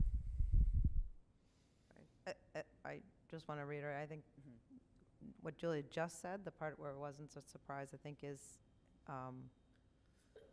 that's a credit to the administration, to Eric, that we were prepared, that this didn't come as a surprise, it came as accurate information, which I think is, it's something that NEASC is hoping for, that this is an ongoing, continuing conversation, that this isn't a surprise that happens once every 10 years, that this is. And I also appreciate that we're not making any kind of excuses. We're using it as a valuable tool, and we're not saying, oh, this is just something else on our plate. Like, how can we learn from it, and how can we use it to better further everything else that we have going on? So I appreciate that. Thank you. Amy, do you have something? Nope. Okay. Eric? I just want to thank Brian and his team. Having been on that side of the podium as a principal, I understand the work, the stress, the anxiety that gets created when you have a visiting team coming. You want to, make sure everything looks good, and there are all kinds of things that you need to worry about. And I think Brian and Kirsten and Kevin Beckwith and the rest of the committee that was involved really took the opportunity and put it right out there. Took it extremely seriously, and certainly had to take a handoff because we had started this process. Then it went kind of by the wayside, and Brian and his team were able to pick up and really move forward. And now, as Julia said, you can now see the dots starting to connect across the district, and it really helps us to underscore the requirements that our kids and our teachers need to be successful over the next 3 years, 5 years, 10 years. You're starting to see, I think, some of those lights along the way, if you will, that'll be imperative for us to focus on as a committee And, you know, when somebody says, well, what can the committee do for our schools? Well, here it is, underscored in a number of reports and plans and things like that. So it's really our signaling to say, here are the things that have come up, that are coming up from outside sources, not just from us, and that we can help to drive for our kids and our teachers and ultimately in the community. It's a pride thing. Thank you, Brian. All right, thank you. Thank you very much. Okay. All right, that was a lot of work, Brian, for one evening. Long night, that's okay. Thank you. It's Thursday.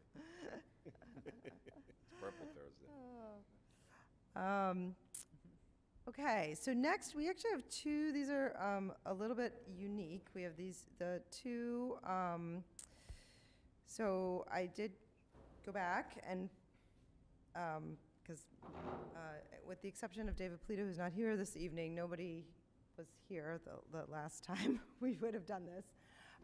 So what our role is that there is the school committee at North Shore North Shore Agricultural and Technical Institute, has a school committee representative from both Wenham and from Hamilton. And the way that the bylaws are written, in each town, Hamilton and Wenham, the moderator appoints that person to the position, and then that recommendation of appointment comes to this school committee, to us, and in a very unique and, in my opinion, somewhat problematic, but we're going to do it anyway, only the members of that town will vote on each item. So, and additionally, it was mentioned that the person running the vote ought to be from that town. So,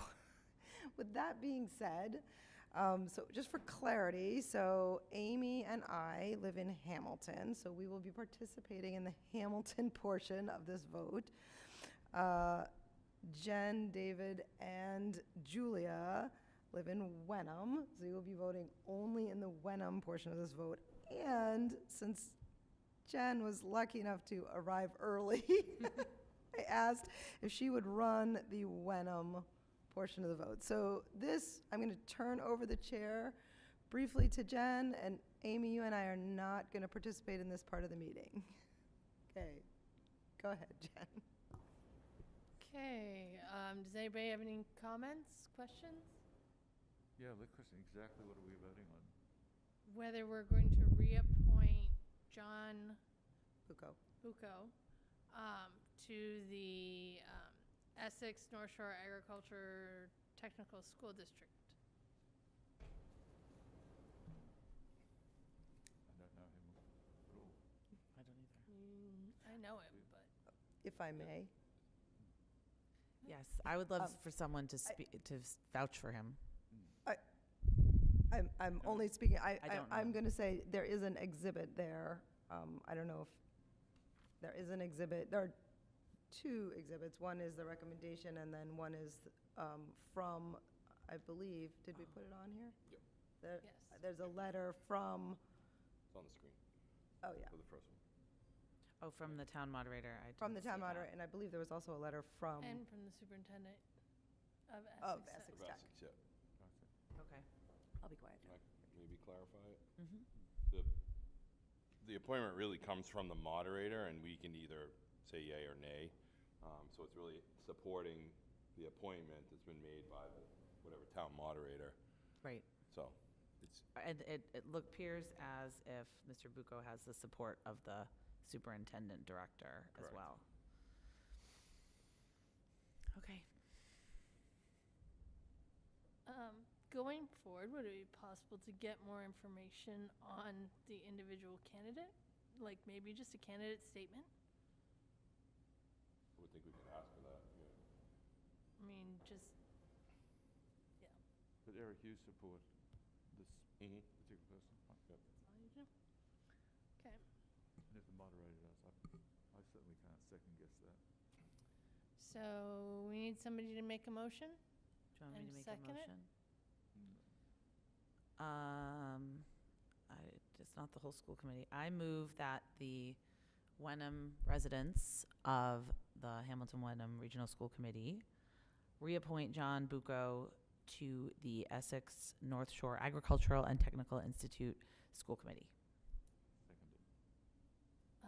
Seconded by David. Since we're all here, do we have to Do a roll do this call. as a roll call? I have no idea. I think we should Okay, just do it. let's Just do this it. as a roll call, Yeah. just to be safe. Julia? Yes. David? Yes. Jen? Yes. Approved unanimously.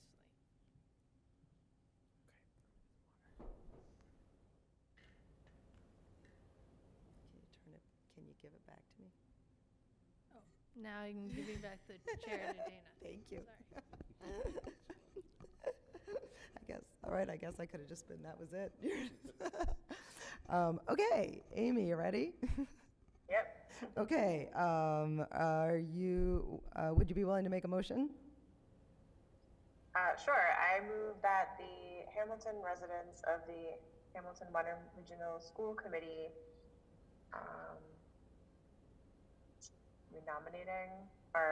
reappoint William Lannon to the Essex North Shore Agricultural and Technical Institute School Committee. Okay, and I will second that. All right, is there a discussion? Nope. Okay, Amy? Yes. And Dana's a yes. All right, so that is unanimous of the two Hamilton members present, Great. and both motions pass. I believe it, I will send, or Eric will send a letter. Yeah, we have to send a letter saying that that's done, and we don't have to do it again for 3 more years. All done. Okay, there is the North Shore Education Collaborative Annual Report. Is that you? That's me. This is a really quick one, just mostly for our edification. I am one of 21 members of the board of NEC, and it's part of our superintendent's duty for anybody who's a member of the consortium, North Shore Education Consortium. This document represents their 21-22 final report, and they are required to give it to us to present to each of our school committee members, just so you have an outline of some of the things that have gone on. So this report outlines some of their general information, the things that we're working on, mission, vision, and guiding beliefs, and then talks about their schools, describes each of their schools, which as members we get a discounted rate. So when we have kids that need to participate in any of their programs that are available to kids, we receive a discounted rate as members. So that's it's an important piece of the puzzle. It actually saves us about $50,000 a year, depending on the number of kids that are at NEC. Fran Rosenberg is the director. She meets with us monthly. We are also involved in things like negotiations, finance. So similar to this committee, our board consists of a bunch of subcommittees as well to work on behalf of NEC to continue their programs. And it really just kind of outlines some of the things that happened during 21 and 22. Remember last year, they did have a shortfall. If you remember, we had to vote for an extended dues. So we added, instead of our usual $5,000, we actually paid $10,000 last year because they fell really short in their budget. They have closed that gap and actually now exceeded it with some of the kind of movement away from COVID, which inhibited a lot of their programs. They do have programs with kids with some really severe disabilities that need to be in school, need to be in these programs. They manage a lot of our kids that we cannot manage in our current school state. So this is their annual report. My duty is to share it with the committee. We continue to be a strong partner with them, and we continue to have opportunities to get our kids into programs where they need it. And again, it's about what kids need. The consortium really helps us to meet the needs of kids, of more of our kids, so they're not being shipped off to further places. They tend to be local between Beverly and Salem, et cetera. So, and realistically, this is something they do at the end of each year. So we'll see another one next year. But today, it's just really presenting it to the committee and giving you an opportunity to see some of the things that are going on, what their tuition expenses do, what their, where they get their money from. There's some philanthropy involved. There's also some of the things that they spend their money on, and really kind of opening the doors, if you will, so that people can see what's going on within NEC. They're a really good partner. They also help us out with some of our professional development as well. Okay. Thank you. Does anyone have questions? Okay. Thank you. Thanks. All right. Okay. Next up on the agenda, it says vote to request the MASC for goal setting workshop. So I had, the purpose of this item is to, well, I'll just, a little bit. I did have some good conversations a while back, both with Amy and with David Frankel about, the sort of making the transition from joining the committee, and things, what was good, what would be helpful, and got some feedback from both of them. And then David and I had some further conversations regarding school committee goals and the goal setting process. And so one of the things that David and I talked about, and David, feel free to jump in if you have other things to say, and it's a genuine question to the committee. Would it be useful to this committee to organize with the MASC, with Dorothy, to have a time for Dorothy to come in to talk about goal setting? And when David and I really talked it through, we sort of, and again, at the wisdom of the committee, but we sort of talked about that a helpful time for that might be right when or soon after new members might join. So that might occur, let's say, in May, so that the new members could participate in learning about how goal setting occurs, and then soon thereafter goals would be created. So that was a thought. Again, David, feel free to jump in if I didn't say anything else. I think you had just come fresh off some event at MASC, and was making the point that being clear about what the objective and measurability of the goals should be was important, and therefore getting everybody on the same page about the process and the right way to form a goal was an important part of entering into the process, and would be helpful. So thank you. And I guess what I really would be asking the committee, if to discuss this evening, is that something that we want to do, and if so, what would the timing be? And it would obviously be a workshop that we would need to schedule, and so so anyway, I'll put it out there for discussion. Is this something we could incorporate into our normal summer workshop? I mean, yeah, we can do anything we want, right? School committee goals, I mean, we're specifically talking about school committee goals, but we could be, it could be more general about goals in general, and it could be, in other words, we're part of creating district goals as well. Yeah, I was mostly just thinking like one meeting versus two. Yeah, well, that's part of the reality of this conversation, is that it's time, right? So, yeah. Other people have thoughts on that? Or? Yeah, I would say, if you're thinking of more like a new member orientation, I think that would be helpful as well. And I think that would be something different. But this, I do think, could be part of our all day long workshop that we do. Are we planning on doing that again in the spring? Well, we've not really hit. We have not really hit what we normally do, because right.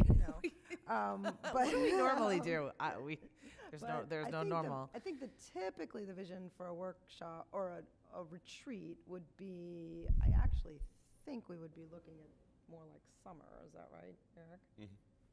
So for an all-day thing. Yeah, it's like easier to July. get people together. Okay. I actually don't remember when we did it this year, but, I guess I don't have a problem with a workshop as long as there's clearly defined objectives and a clearly defined, like, this is why and this is what we're getting out of it. So I generally don't usually have a problem meeting. But there does need to be like could we combine this in with the other meeting?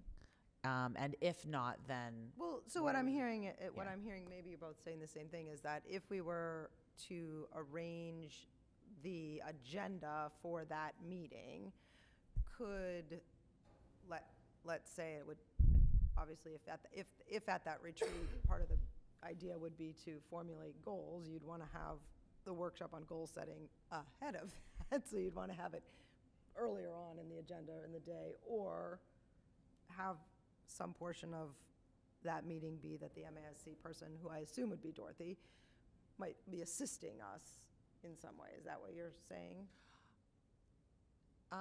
Yes. I think also the question is, are we formulating goals at this workshop, or is this a workshop on how to formulate Right. I think goals? that my thought was that it might be particularly, my thought was particularly, this was the first year in a long time that the school committee had created school committee goals, Right. which are not required. It's not required that we have school committee goals, but that was the first time in a long time and that the thought might be to have a workshop on, how to create effective school committee goals. Like, that would be a fairly narrow scope. But again, I'm looking to the committee if there are other ideas around. Yeah, I'm sorry. Jen, you were going to speak? Missing David and Anna, Mm-hmm. that's a quarter of our members. Yes, that's true. I'm hesitant to commit to anything without getting their input as well. Okay. Fair. Other thoughts? Amy?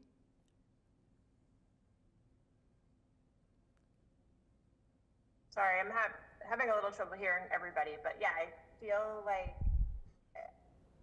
if we can roll that in with another meeting, that makes more sense. I feel like we've talked a lot about goals. Yeah, I don't know if that was said before, sorry. That's Yeah, I think that'd be the best use of time to roll it in with if we do another workshop. okay. David, did you have something else? Only that, when we did try to put goals together, we ended up with aspirations, but no actual documented goals for the committee. We end up with goals for the district, but that is different. So I just would read it. So are you saying that your vision is really to create something that's targeted on creating school committee goals? Correct. Yeah. Okay. And Okay. while that's not compulsory, I think it's kind of useful planning Okay. for how we're going to use our time. So let me ask you this, because I hear the concern about that we are missing a couple of people, and part of this is scheduling and timing. And I don't want to spend an eternity on this evening.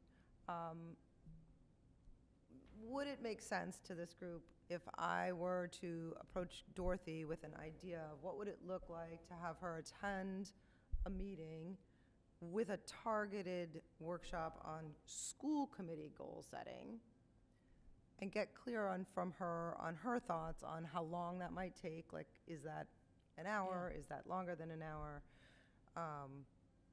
And her thoughts on whether that makes, because she has a lot of experience on whether that makes sense to do on an existing workshop day. Maybe I can kind of get clarity and come back to you with an up or down vote. Does that sound? That sounds great. Sounds like a good plan. Yes? Thank you. That sounds Okay. great. I'll have to rewatch the tape to remember what I just promised to do. I wrote it down. Okay, all right. If we're good, I think we're not going to actually take a vote. Okay, thank you for that discussion. All right, next up is the auto charging stations grant.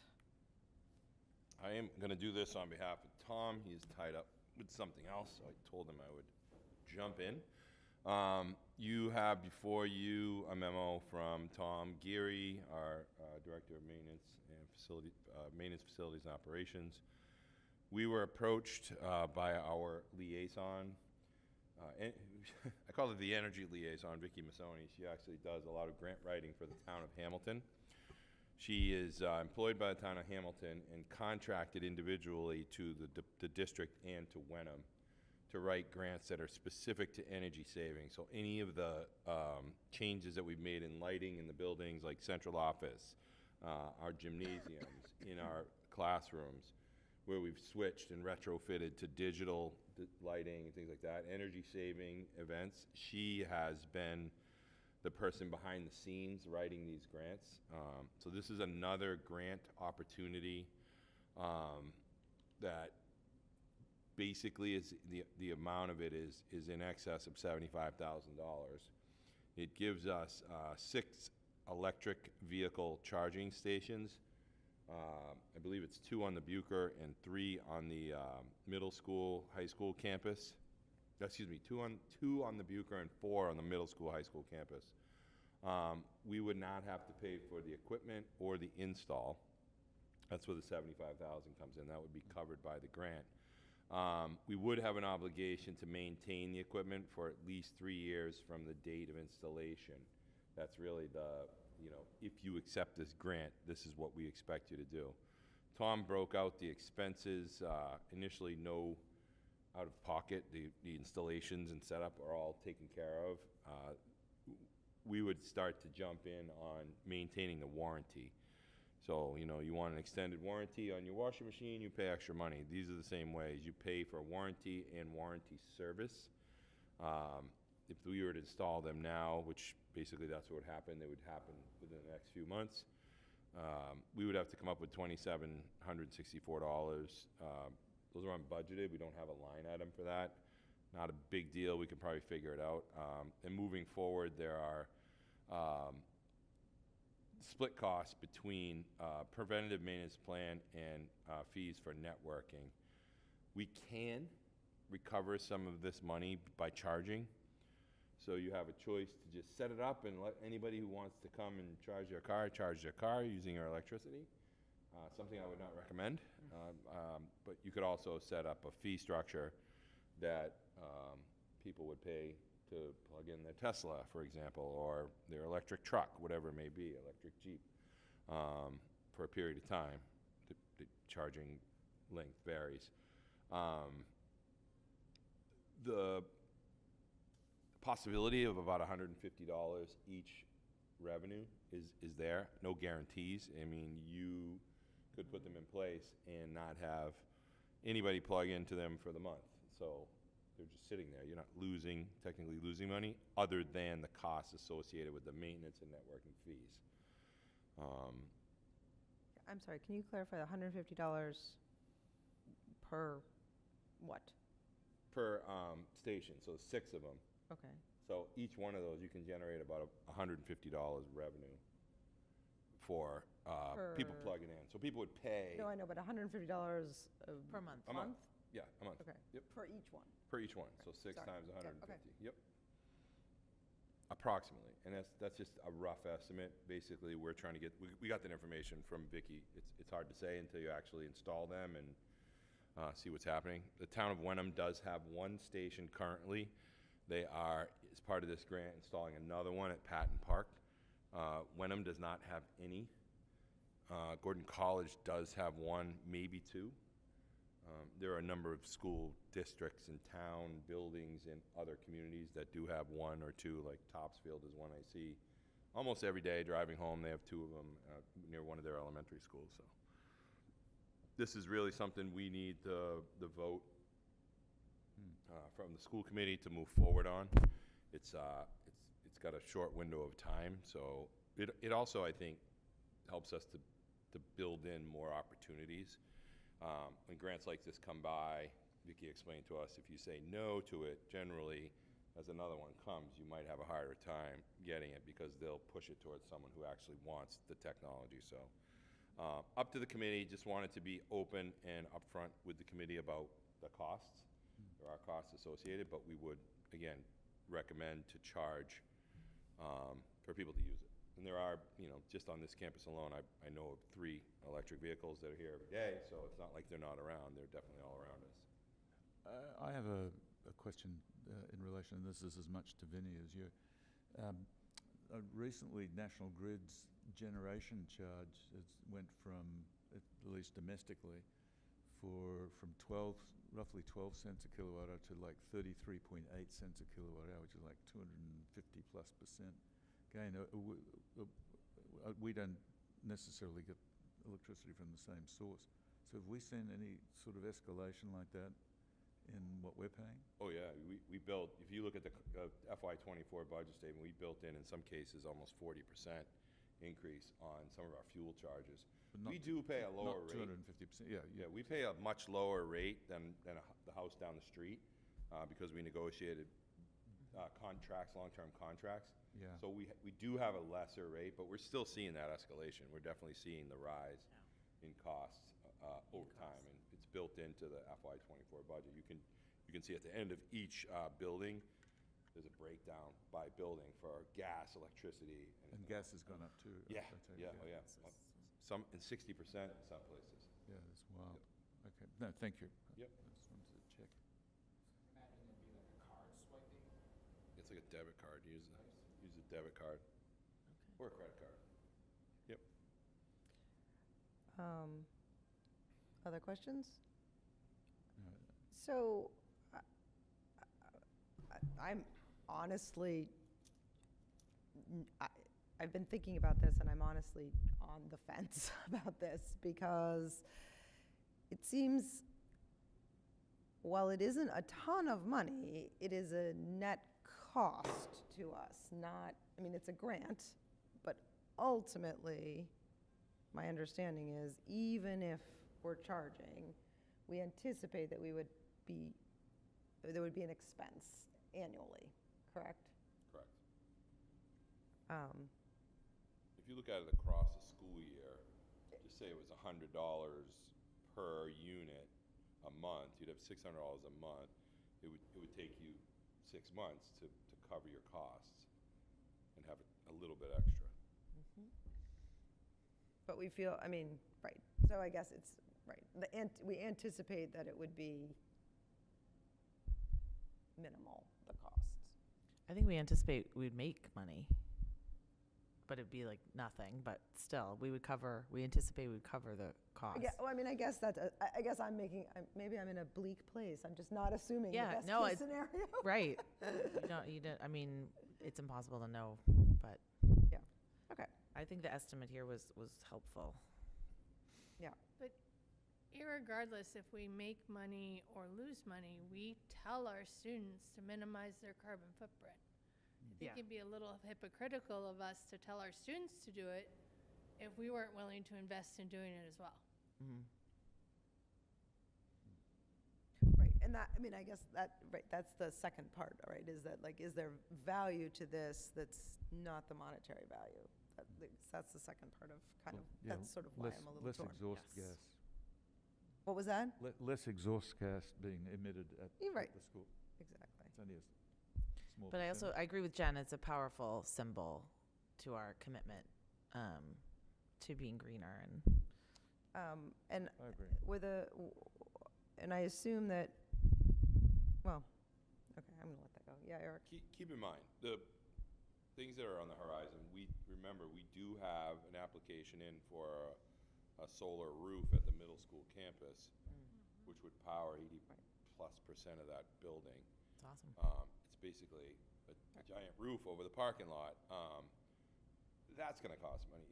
Nothing comes free. Yep. When we build our new school, we're going to be LEED certified and have all the kind of top quality opportunities built in. They're still going to cost us money. There's always going to be maintenance and upkeep. So I don't know if that's a piece to force anybody to shy away from it. I guess what Jen said is, where do you want to be, and what example do you want to set? I guess is a bigger conversation between this group.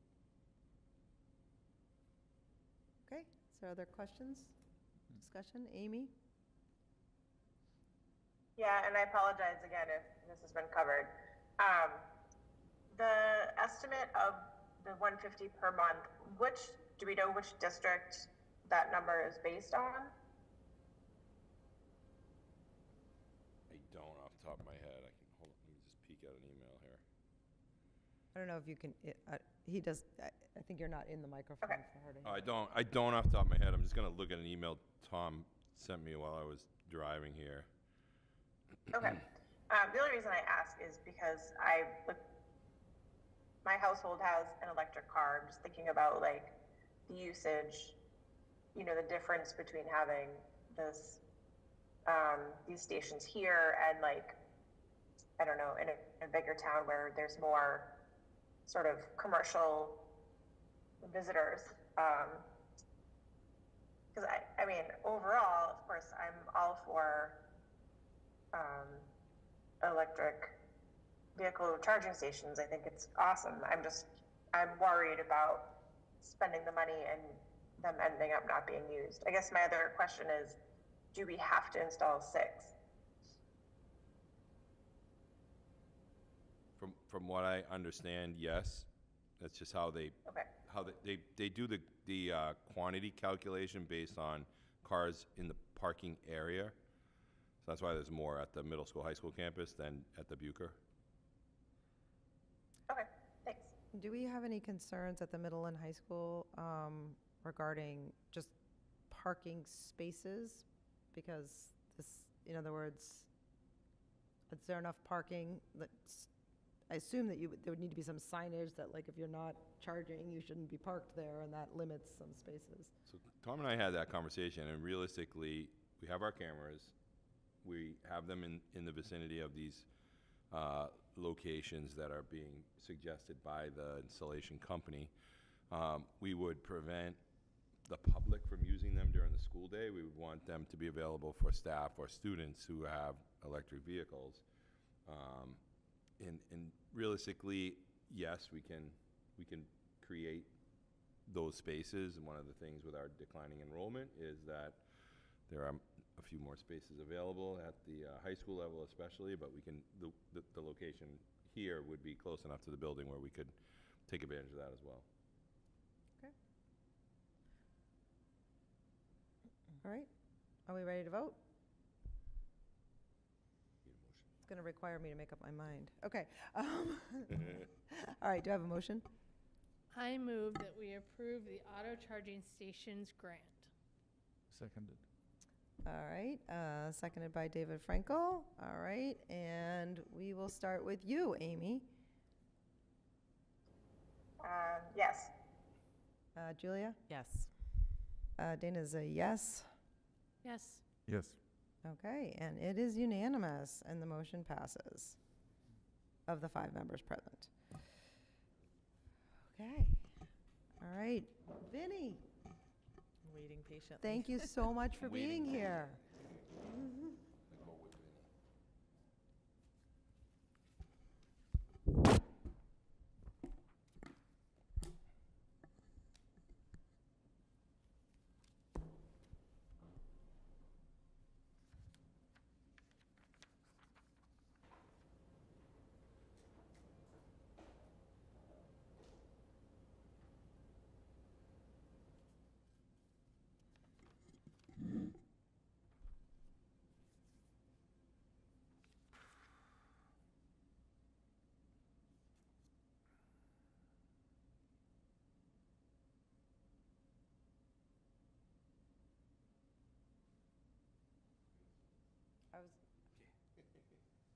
I'm surprised the picture hasn't changed.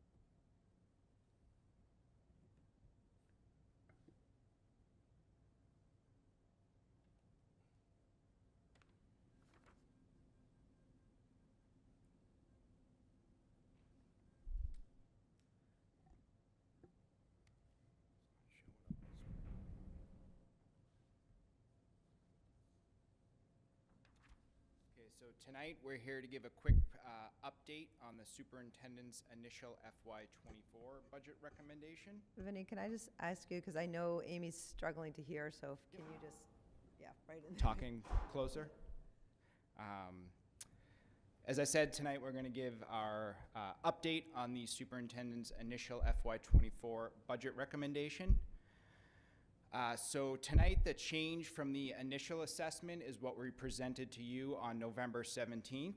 In front of you is the changes from that presentation until tonight's. So overall, we are recommending a reduction of approximately $860,000 from that initial budget request. That translates into a reduction for Hamilton of approximately $570,000 and a reduction to Wenham of approximately $290,000. So right now I'm going to briefly touch upon what those changes are. The first step is around our revenue projections. In total, we have increased our projections to approximately $168,000. As you've seen in my previous presentations, revenues are broken out into two sections. So both are being updated tonight. To begin, we have our operating offsets increasing by approximately $70,000 and our operating revenue sources increasing by $98,000. For our operating offsets, it's composed of two primary areas. We have increased our projections for our preschool tuitions by approximately $350,000. This relates to what we're seeing in our FY23 actuals, $3,500. This is what, throw me off there. This is reflected on what we've seen in our FY23 actuals and our current enrollment, and we're projecting that to continue into FY24. In addition, we are increasing our circuit breaker offsets by approximately $67,000. This translates into conversations we had with student services and updated numbers for FY23 that we received from the state at the beginning of December. In addition, we are projecting an increase to our Chapter 70 to the amount of $98,000. What happens here in our normal budget process, when we set the Chapter 70 amount, we usually set it equal to the two prior fiscal years.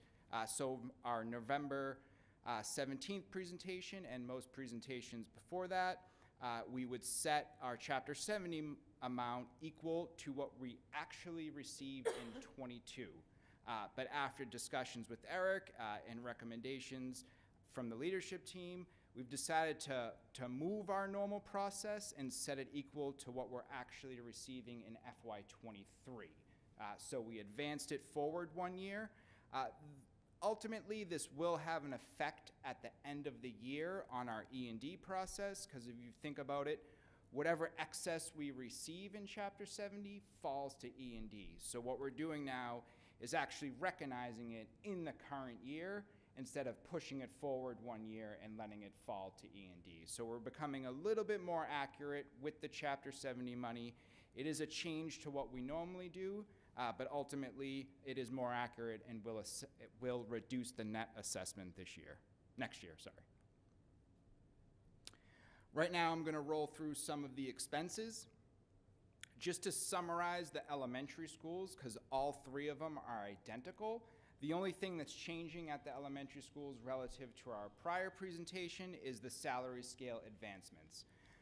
As you heard me say at the prior presentation, the deadline for salary scale advancements is December 1st. Obviously, the prior presentation was before that, so we didn't build in all of the salary scale advancements. That is the only thing that is changing at all three of the elementary schools. It's just broken out into different DESE categories depending on where the teacher or staff member falls within those DESE categories. So just to summarize quickly, Bucher Elementary School, we're realizing an increase of approximately $19,000. For the Cutler Elementary School, we're seeing an increase of approximately $9,700. And for the Winthrop Elementary School, we're seeing an increase of approximately $20,000. And again, all three of them are entirely salary scale advancements. Moving on to the secondary level, at the Miles River Middle School, we are actually realizing a decrease from our initial budget request of approximately $78,000. This is derived from two DESI categories. Just starting with the lower one, we are reducing our instructional materials budget by approximately $3,000 due to a review with Eric and the Miles River principal. We're closing some unused historical accounts that we either haven't used in the past or we have not used much of the budget in there, so we're trying to lower our overall net assessment. So we've either closed or reduced those accounts that we haven't used in the past. The bigger item is around our teachers' DESI category, where we're seeing a reduction of approximately $75,000. Again, this is really derived from three areas, obviously the salary scale advancement, but in addition to the deadline of December 1st for the salary scale advancement, December 1st is also the deadline for retirement applications. So we received 2 more of them in the past 2 weeks, being at the Miles River Middle School. So we are recognizing a reduction here because the plan is to hire staff at a lower step and scale than the current retiree that is leaving. In addition to that, due to some enrollment projections, we are anticipating that we will be able to reduce teaching a 1.0 FTE teaching staff member for the FY24 school year. Moving on to the high school, our updated initial budget request is showing a reduction of approximately $165,000. This is broken up into 5 different DESI categories. Again, we have historically unused accounts that we're either closing or reducing, and the rest of it is based on a reduction in our FTEs or our salary scale advancement. So for the teachers' DESI category, we are realizing a reduction of approximately $115,000. And this is mainly due to, again, to the reduced enrollment in our student population. We anticipate that we will be able to drop our FTEs in the teachers category by 2.3 FTEs overall. In addition, we are seeing a reduction of a 0.5 nurse for the pupil services. So what happens here is DESI has a threshold that as soon as a high school or a school hits a certain student population, we're required to have an additional nurse on staff. Because our enrollment has dropped below that threshold, we are no longer required to have that second staff member, so we are eliminating that from our FY24 budget request.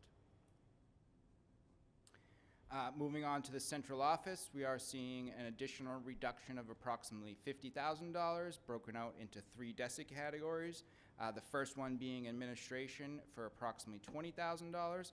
For those of you who've been on the board for a couple years now, back in, I believe, FY22, we incorporated an additional $20,000 to fund a strategic plan, but FY22 was a little chaotic and we weren't able to carry out the actual strategic planning, so we didn't do it in 22 and we carried that amount into 23.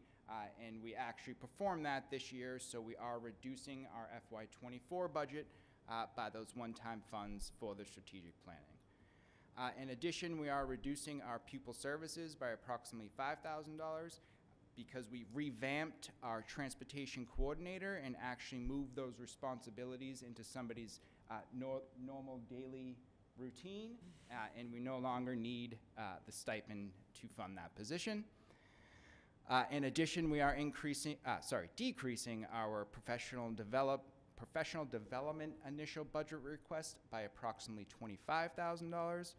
This is mainly due, again, to the historically unused accounts and a reduction to our substitutes needed for PD. So kind of as COVID hit, a lot of professional development being offered outside of the district was reduced. So we're seeing a lot less teachers leave the district during the school day to attend a professional development class. Therefore, we are spending a lot less in substitutes because they're not leaving the district anymore. Therefore, we're carrying that reduction into FY24. Next is our benefits and fixed charges, where where we are reducing our initial budget request by approximately $50,000. For those of you who, all of you have, sorry about that, you've seen in my prior presentations that in health insurance is where we usually build in a little bit of our contingency funds, because health insurance can be so wild throughout the year. People enroll in the middle of the year. We had no idea they were going to enroll because their spouse or partner lost their insurance somewhere, or we drastically underestimated our premium increase. So this is where we really build in a lot of our contingency funds. You've heard me say in the past that a lot of our E&D usually is derived from what's left over in health insurance, but based on what we've seen in the past 3 years and the kind of balances that we see at the end of the year, we feel confident that we can reduce this contingency funds that we leave in health insurance because of all the other funds that are being left over at the end of the year. So if other people aren't spending their money and we're building in contingency funds in health insurance, it's kind of compounding the issue, which is why you've seen bigger E&Ds at the following 3 years. So we feel confident that we can remove this excess. So it translated into a reduction of about 4 or 5 additional family plans that we reduced out of the initial budget request. This is being offset by our increase in our sick day buyback due to those new retirees that we saw at the middle school. Next is our special education DESI category, where we're seeing a reduction of approximately $55,000 spread out between 3 DESI categories. As you can see, it's back to the salary scale advancement across 2 of them, and the third one being instructional leadership, where we are actually eliminating that 0.6 out-of-district chair position that we have not been able to fill in the last 2 years. Last but not least is technology, where we are going to reduce our initial budget request by approximately $95,000. And what we're trying to do here is, as what I mentioned in my Q1 forecast, is we're trying to utilize our current year excess to help us with our '24 budget. So the next quarterly forecast I give you, it's going to include an additional transfer for technology to use current year funds to purchase a lot of Chromebooks and a lot of iPads to use this year, but they will be mainly used for next year to help reduce the budget for next year because of all the excess funds we have this year. So everything I mentioned there was the operating side of things. Right now, I just have the debt service. So after meeting with our bond counsel, Eric and the town administrators and the finance directors and our treasurer, Kevin Mers, we built out a timeline for the Cutler feasibility study, and we're confident that based on when we will actually have to go out and borrow the funds won't be until January of calendar year '24, and the first payment won't actually be due until FY25, because your payment is due 1 year after you initially borrow the money. So if we don't initially borrow the money until January of calendar year 2024, that first pay down and interest payment won't be due until FY25. Therefore, we're reducing our overall debt service by approximately $245,000. A quick question. Of course, yep. Do we know now what the interest rate will be on that bond, or is that to be determined? For 2 years from now, no. No idea. Yeah, Okay. yeah, it'll probably drastically change, but before then. But right now, bonds that are going out are somewhere between 4 and 5% for governments. But 2 years from now, that could drastically change. Thanks. Yep. So overall, in DESI category form, our new initial budget request year over year, we are anticipating an increase of approximately 1.3 million, or roughly 3.12%, again, just on the operating side. This is that same chart based on school or location. And then finally, our combined net assessment.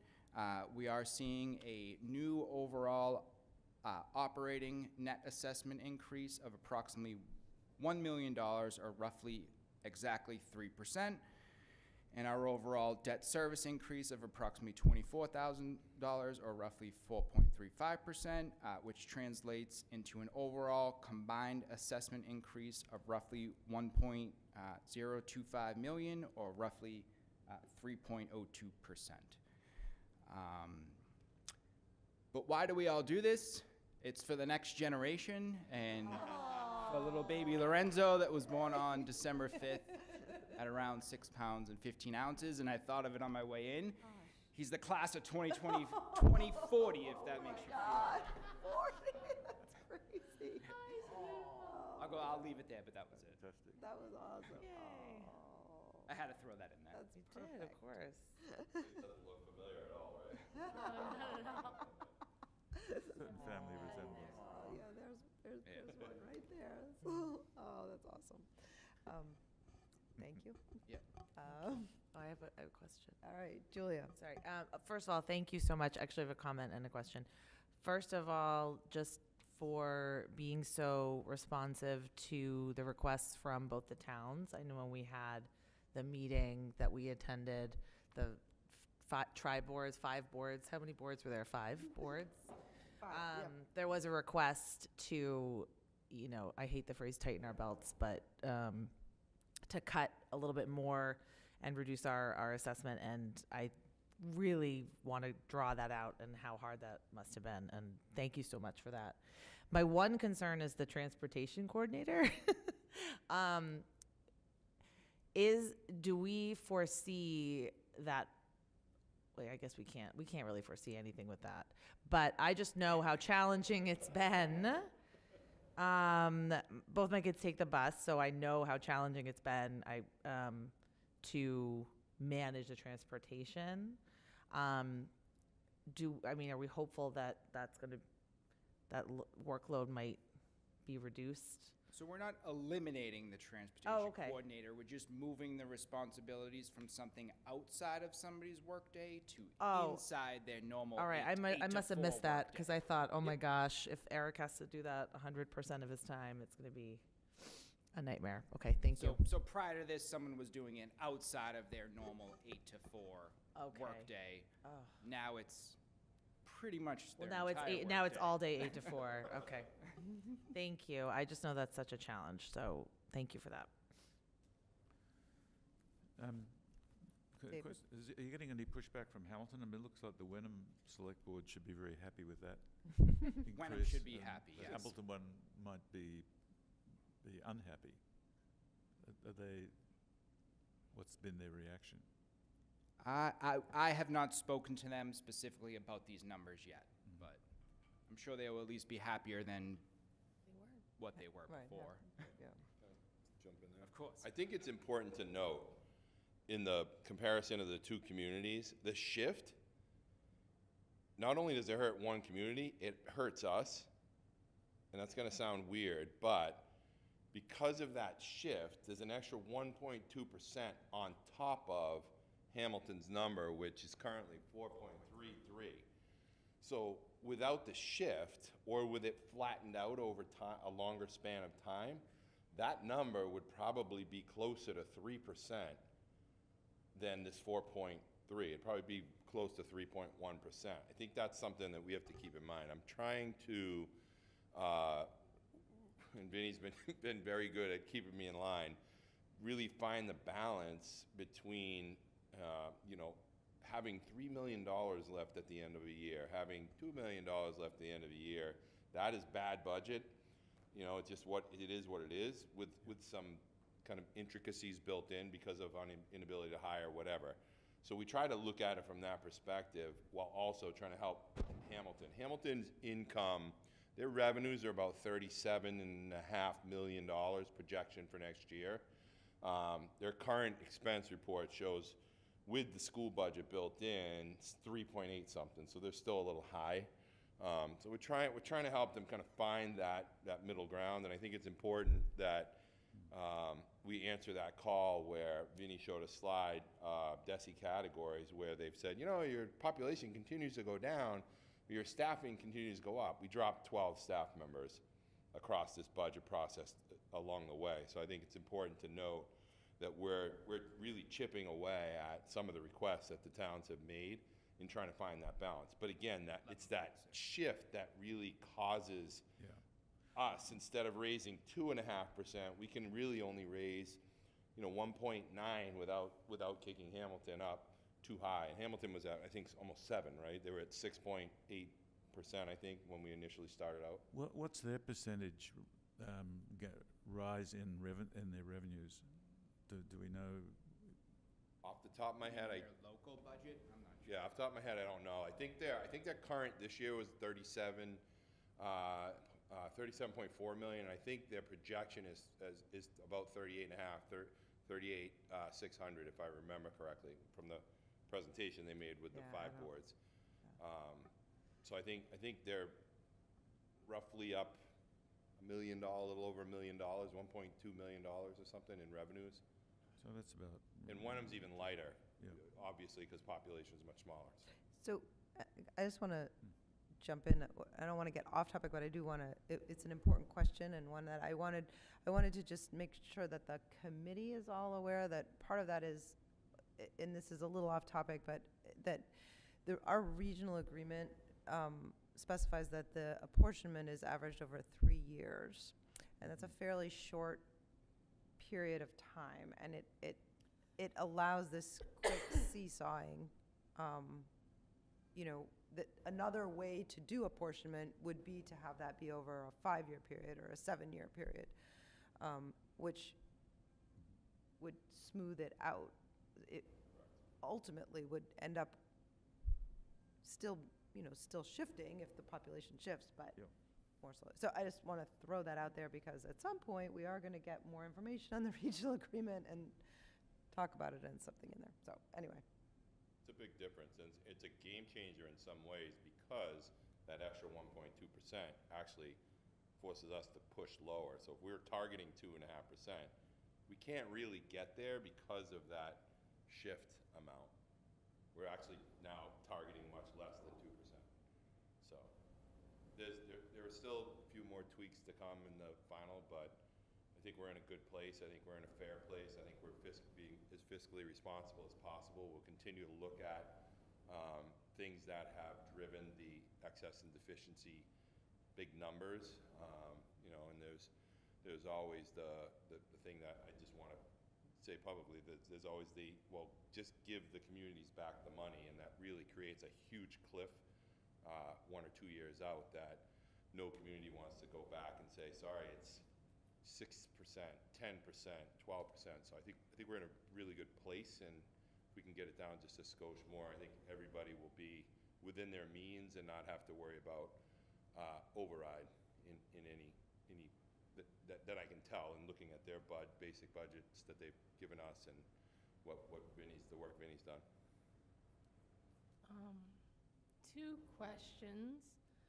We're losing FTE in pupil services. Not much, but about a half. But the nurse. cost is still going up almost 19%. So the reduction of the FTE is the nurse that we just Right. mentioned, but it's going up because that also includes the transportation, which is going up 14%. So are you looking at the DESI category slide? I am. So what's driving the other 4% increase? Because everything else is going down.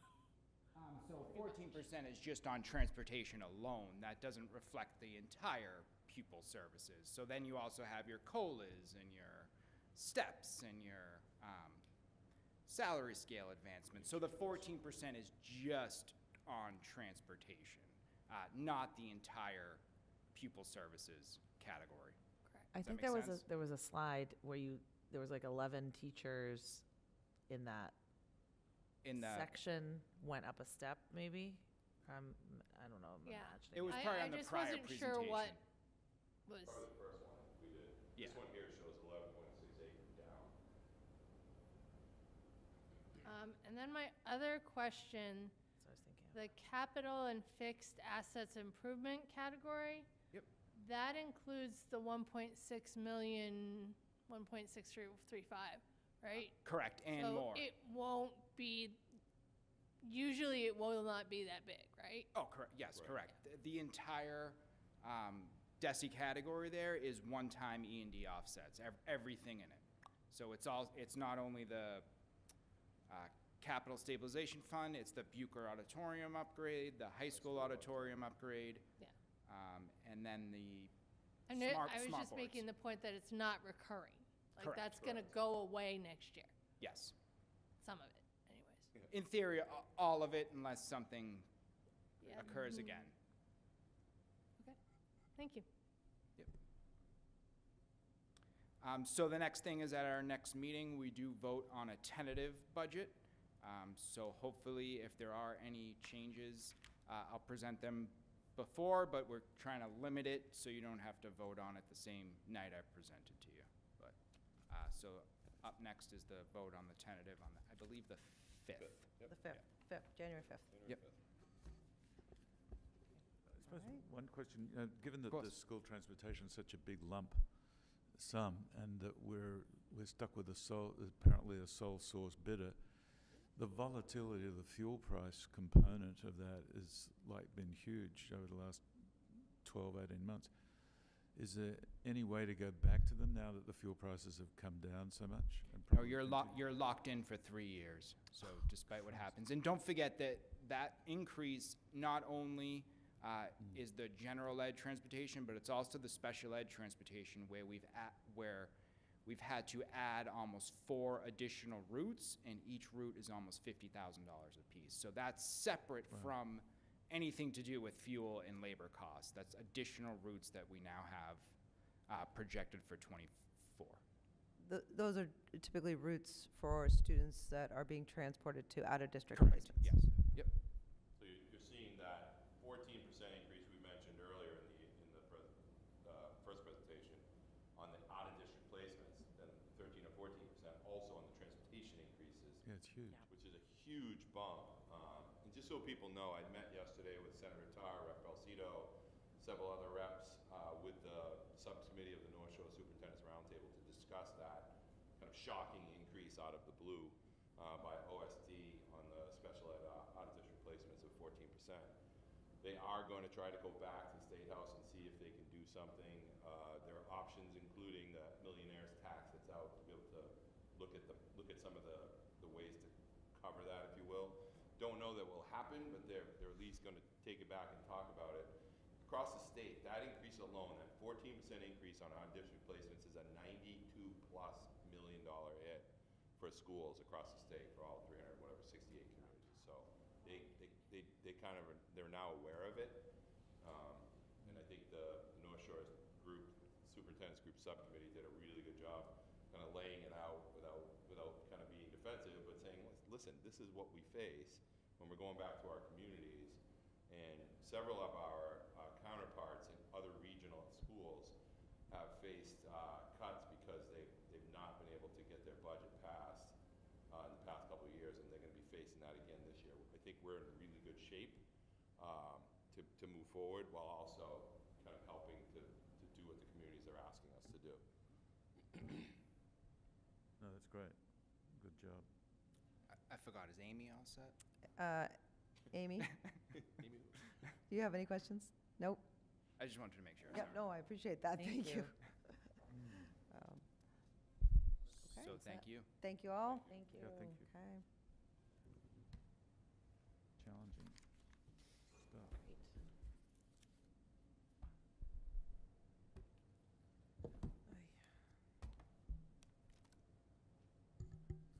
All right.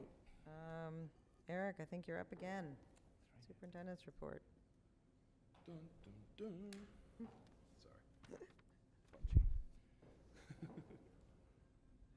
All right. Superintendent's report. I think one we heard already, the high school concert is moved to next Wednesday. It was supposed to be this week, but the director was out sick on Monday, so it made it difficult to get the band together, get them sorted out. So that's been moved to the 21st. On the 21st as well, We have been invited to be kind of in the background of the MSBA board meeting on the vote to invite us into feasibility. This is, remember, an early vote. It would usually occur in March. The signals are all there to say that this should be an affirmative vote, because I have an email saying that I have to attend a workshop for Module 2 the following day if we get approved, so I forgot to tell you that today. But it's exciting. It's exciting to be able to start to move forward with this. We'll be able to begin to advertise the request for proposals for our OPM, and that will really help us to streamline the process. It actually takes a little bit of the weight off of Tom, myself, and Vinny, so that that person helps to manage that process as we move forward. And when we'll hire a designer, we'll get into the basic schematic design, and we'll be paying for that. Remember, with that 1.2 million that we were able to get affirmatively voted at the last town meeting. So looking good. We'll let everybody know once it happens. I will email everybody, but this is exciting news. On the field project front, if you will, I am submitting 2 applications, each for $800,000 to both community preservation committees, CPCs, both Wenham and Hamilton. I've been working along with a parent volunteer, Amy Kraft, who has helped to really coordinate the applications, get all the data organized. Today, Janelle and I worked through all the documents that we need for our submission. So we will at least attempt to submit, we will submit the 2 applications before we leave for vacation next week. The committees don't meet until January. Hamilton has a 2-stage process where they meet to determine if you're even eligible to apply, and then they'll meet to talk about the actual monies. They decide on basically the money that if they agree to give you money, they decide on the amount, and we'll have to wait and see. So we're asking for $800,000. I don't think that we'll get that, but it seems to work similarly to the assessment, where Hamilton pays 2/3 ish and Wenham pays 1/3. So to be determined, and I'll let everybody know, but I just wanted people to know that I was submitting applications on behalf of that. If we were to be successful, and we're successful at the town meeting, moving the stabilization money, we could have $2 million minimum to get started on this process, with the target of presenting the project at town meeting in April, for a not-to-exceed number, which we haven't determined yet. We're working with our consulting, Gail, to be able to figure that out. Move forward so that we could put a shovel in the ground in March of '24 and be done the project by November-ish of the same year, disrupting really only one and a small portion of another season, because most of the work would happen through the summer. So that is the target and the plan. We are still trying to find other funding sources. As you know, there's an outside committee, the HWAFIC committee, that is planning to continue to raise funds. There's also the $500,000 that Hamilton has in their stabilization fund that was set aside during, I think it was 10 years ago, maybe 9 years ago, that is set aside to be used for fields. The stipulation is that Wenham has to offset that, match that money. So they would have to come up with $250,000 to match that money to release it to the project. So there's $2.5 million now. So we're creeping kind of towards having some money on the table to be able to move forward with these projects. So there's still a lot of work to do, but I just wanted to give you a heads up on some of the things that are going on behind the scenes. What else? Today we started receiving our shipments of Medify M50 air purifiers for every classroom. In nurses' offices for right now, we're just deploying them as they come. So some teachers started getting them today, and others will get them over the next week or so, or 2 weeks, however long it takes to get them all in and set up. These are kind of real base level multi-function air purifiers that have four levels of speed. So if a teacher wants it to put it on full and they're doing one thing, they can drop it down to quiet it down for other things. It has multi-stage MERV 13 filter, carbon filtering, and UV light. So it has a multi-stage process for reduction in contaminants. And several teachers that we talked to today were very excited to have them in their classroom. So we're happy to be able to do that. People are probably wondering where the money came from that. We had set aside monies in ESSER 2 and 3 to purchase tents and PPE. Clearly, we still have enough PPE to last us for another 2 years, I think. So we're not buying anymore. So we requested to the state that we could use it for something else COVID-related. Late last week, it was 2 weeks ago, they approved our request to be able to change the initial grant request to do that. So that is happening as well. And I think that's everything I have. Eric, with Yeah. the UV component, are they going to be set where students can't look at that? Because that can seriously damage eyes. Yeah, you can't see it. It's actually Okay, happening inside the unit. You can't I've see seen the ones where you can see it, and those make me a little nervous. Yeah, there's a processing filter that the only thing you can see if you open it, you can see the filter, but inside that is a carbon filter, and then inside that is a UV operation. So it kind of pulls it through and up and out like That's a circular great. motion. So it's a step, and we talked to the union about it. They were happy to have them available as well. So How many did we get overall? 180. We wanted to cover all of our classrooms to start and nurses' offices. In the cafeterias? Or? Not there yet, but Okay. as you know, there'll be about 10 of them in each cafeteria. Yeah, it takes quite a few. So we're looking at options there. Fair enough. Yeah, thank you. That's great. Fantastic. Thank you. Yeah, thank you. All right, Sorry. excellent. All right, I know we're working on a deadline here. Okay, committee reports. Capital Finance, have Haven't not met. met. Policy, No meeting in December. We haven't, Go ahead, Amy, sorry. Amy? just say we haven't met since the last full committee meeting, and our next meeting is January 17th. Okay, January 17th. All right, thank you. Negotiations, we have not met. I feel like, Eric, you and I, We'll be soon. we're supposed to be scheduling a meeting, so be looking out for that. Okay, Probably in January. okay. All right. I just want to give you some update. My chair report should be pretty brief. If you all recall, and I probably should have put it on the agenda, but I didn't remember, but I did follow up as requested by this committee on the League of Women Voters. If you guys all recall, I had sent you that we had gotten, the League of Women Voters had sent us to invite us to the volunteer fair, which is February 8th. And I brought it to this committee to ask, and I was tasked with going back and getting some more information. I had a really great conversation with MJ Brown regarding the League of Women Voters volunteer fair. It was very intentional to invite all boards and committees, and very intentional to invite us. The thought being that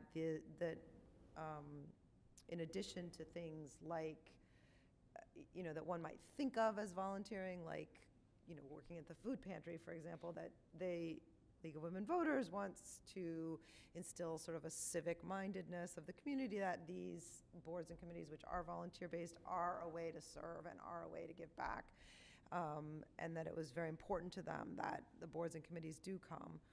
So the vision would be that if we were to have a table, the idea would be that one or two members of the school committee would sit at the table with the intention of, and we might create, not required, but like a one-pager on what does the school committee do. I know that this committee expressed some concerns about, well, I guess I won't frame it. I felt afterwards enthusiastic about the sort of vision. The school committee doesn't necessarily suffer from the same kinds. There are other boards and committees in the towns that have empty spaces that they are struggling to fill. But I did ask about the select boards because they are in a similar position to the school committees, and the select boards are enthusiastic, at least according to MJ. They will be participating similarly to try to just educate people about what does the select board do, or what does this committee do. So I guess I am looking to you. I might even ask for, I don't know whether you need an official vote, but like, do we want to sign up for that? I can't help with it because I teach Wednesday nights. Okay, so there are two separate things, right? There's one, do we want to do it, and two, can we staff it, right? So the first, so you're answering what I think is the second question, which is you're struggling to imagine how we staff it. Yeah. Okay, fair concern. Anybody else? Yeah, I think it's a good idea, but it's the additional volunteering aspect of it. Absolutely. When I think all of us are stretched Right, pretty thin. it is, I think you're correct that it's a Wednesday from. It's Wednesday From 5 to 8. It's a 5 to 8 PM in February. I mean, I do think it's a good idea. I would hate to vote yes on it and then not be able to staff it. Okay, so I think that's fair. I think that what Julia just said is a pretty fair assessment, that if we were to say that we want to do this, we would need to get a commitment from at least one member, that, and ideally two, that they would be able to do this. Is that what you're saying? Yeah. Yeah, okay. All right, Amy, thoughts? And we don't have I two members think here. it's a good thing to participate in, just in the interest of communication about what we do. And I am able to help on that day and time. So if we decide we want to do that, I can be there. Okay, thank you. David, did you have any? No, I'm kind of neutral on it. Neutral, that's fair. Kind of tapped out a little bit on time. So, It is something that I would be willing to do. I believe that, it's difficult to look at the calendar that far out, but I believe that that's something that I would be willing to do. And obviously we still have two other members who aren't here that may or may not be willing to do that. So I guess what I'm looking for the committee, and it is, okay, because I am mid-sentence, but it is 10 o'clock. And we really do have a strict rule about that. If I would like, I'm going to do it really quick. I'd like to move to have 10 minutes max to extend the meeting. Do I have a second? Second. Second by Julia. Discussion? No. David? No, I'm fine. Yes. Yes. Dana's yes. Yes. Still yes. Amy? Wilting, but Yes. Okay, and the motion passes. Okay, so I guess if you guys are willing, I'd like to just take a vote or whatever we need to do to make sure that you are okay with me going ahead and saying to League of Women Voters that we would want a table. Would you be willing to make a motion on that, Jen? I move that we accept the League of Women Voters' request to have a table at their event on February 8th. Do you have a second? Second. Second by Amy. Is there any further discussion? All right, Julia? Great. Yes. Is a yes. Dana's a yes. Jen? Yes? David? yes. Yes. Amy? Yes. Okay, thank you. And the motion passes unanimously of the 5 members present. And I will let them know, and then it sounds like Amy, you and I will chat, and we'll certainly ask David and Anna, maybe one of them might be interested, but I think it should be 1 or 2 people, not more than that. I actually think anything else I have is probably can be skipped in the interest of time. Except to say that I really loved Freaky Friday and the History Fair. Both were fantastic. And I really appreciated being able to go and be a part of the History Fair. That was a great experience. And I saw Amy there. I don't know if other people were there. That's the first time you did it? Yeah, I've been to the History Fair many times, but it's the first time I've been a judge. It's great. If you all get a chance to be the judge, jump in. Yeah, that was great, and I learned a ton, and the kids know so much. It was great. Okay. Anybody have any questions for me? Okay. Topics for future meetings. Yeah, I'd like David. to have the Senate Bill 250 discussed and its implications for us, budget-wise and planning-wise, and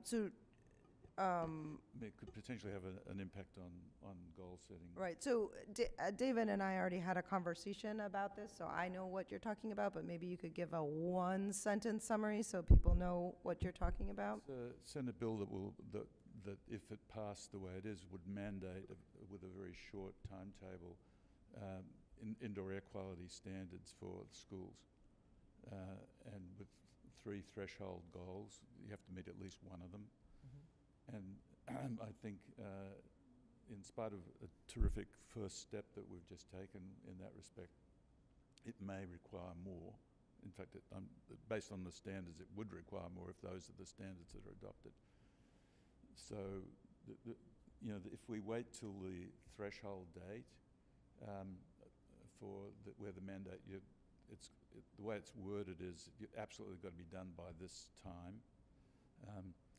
Then all the schools in Massachusetts are going to be crowding to get the equipment and so forth. There may well be major increases in costs. So the question for us is, do we get ahead of that curve and get equipment while it's still at current costs, or do we get caught up in the squeeze for equipment and run into the mandate?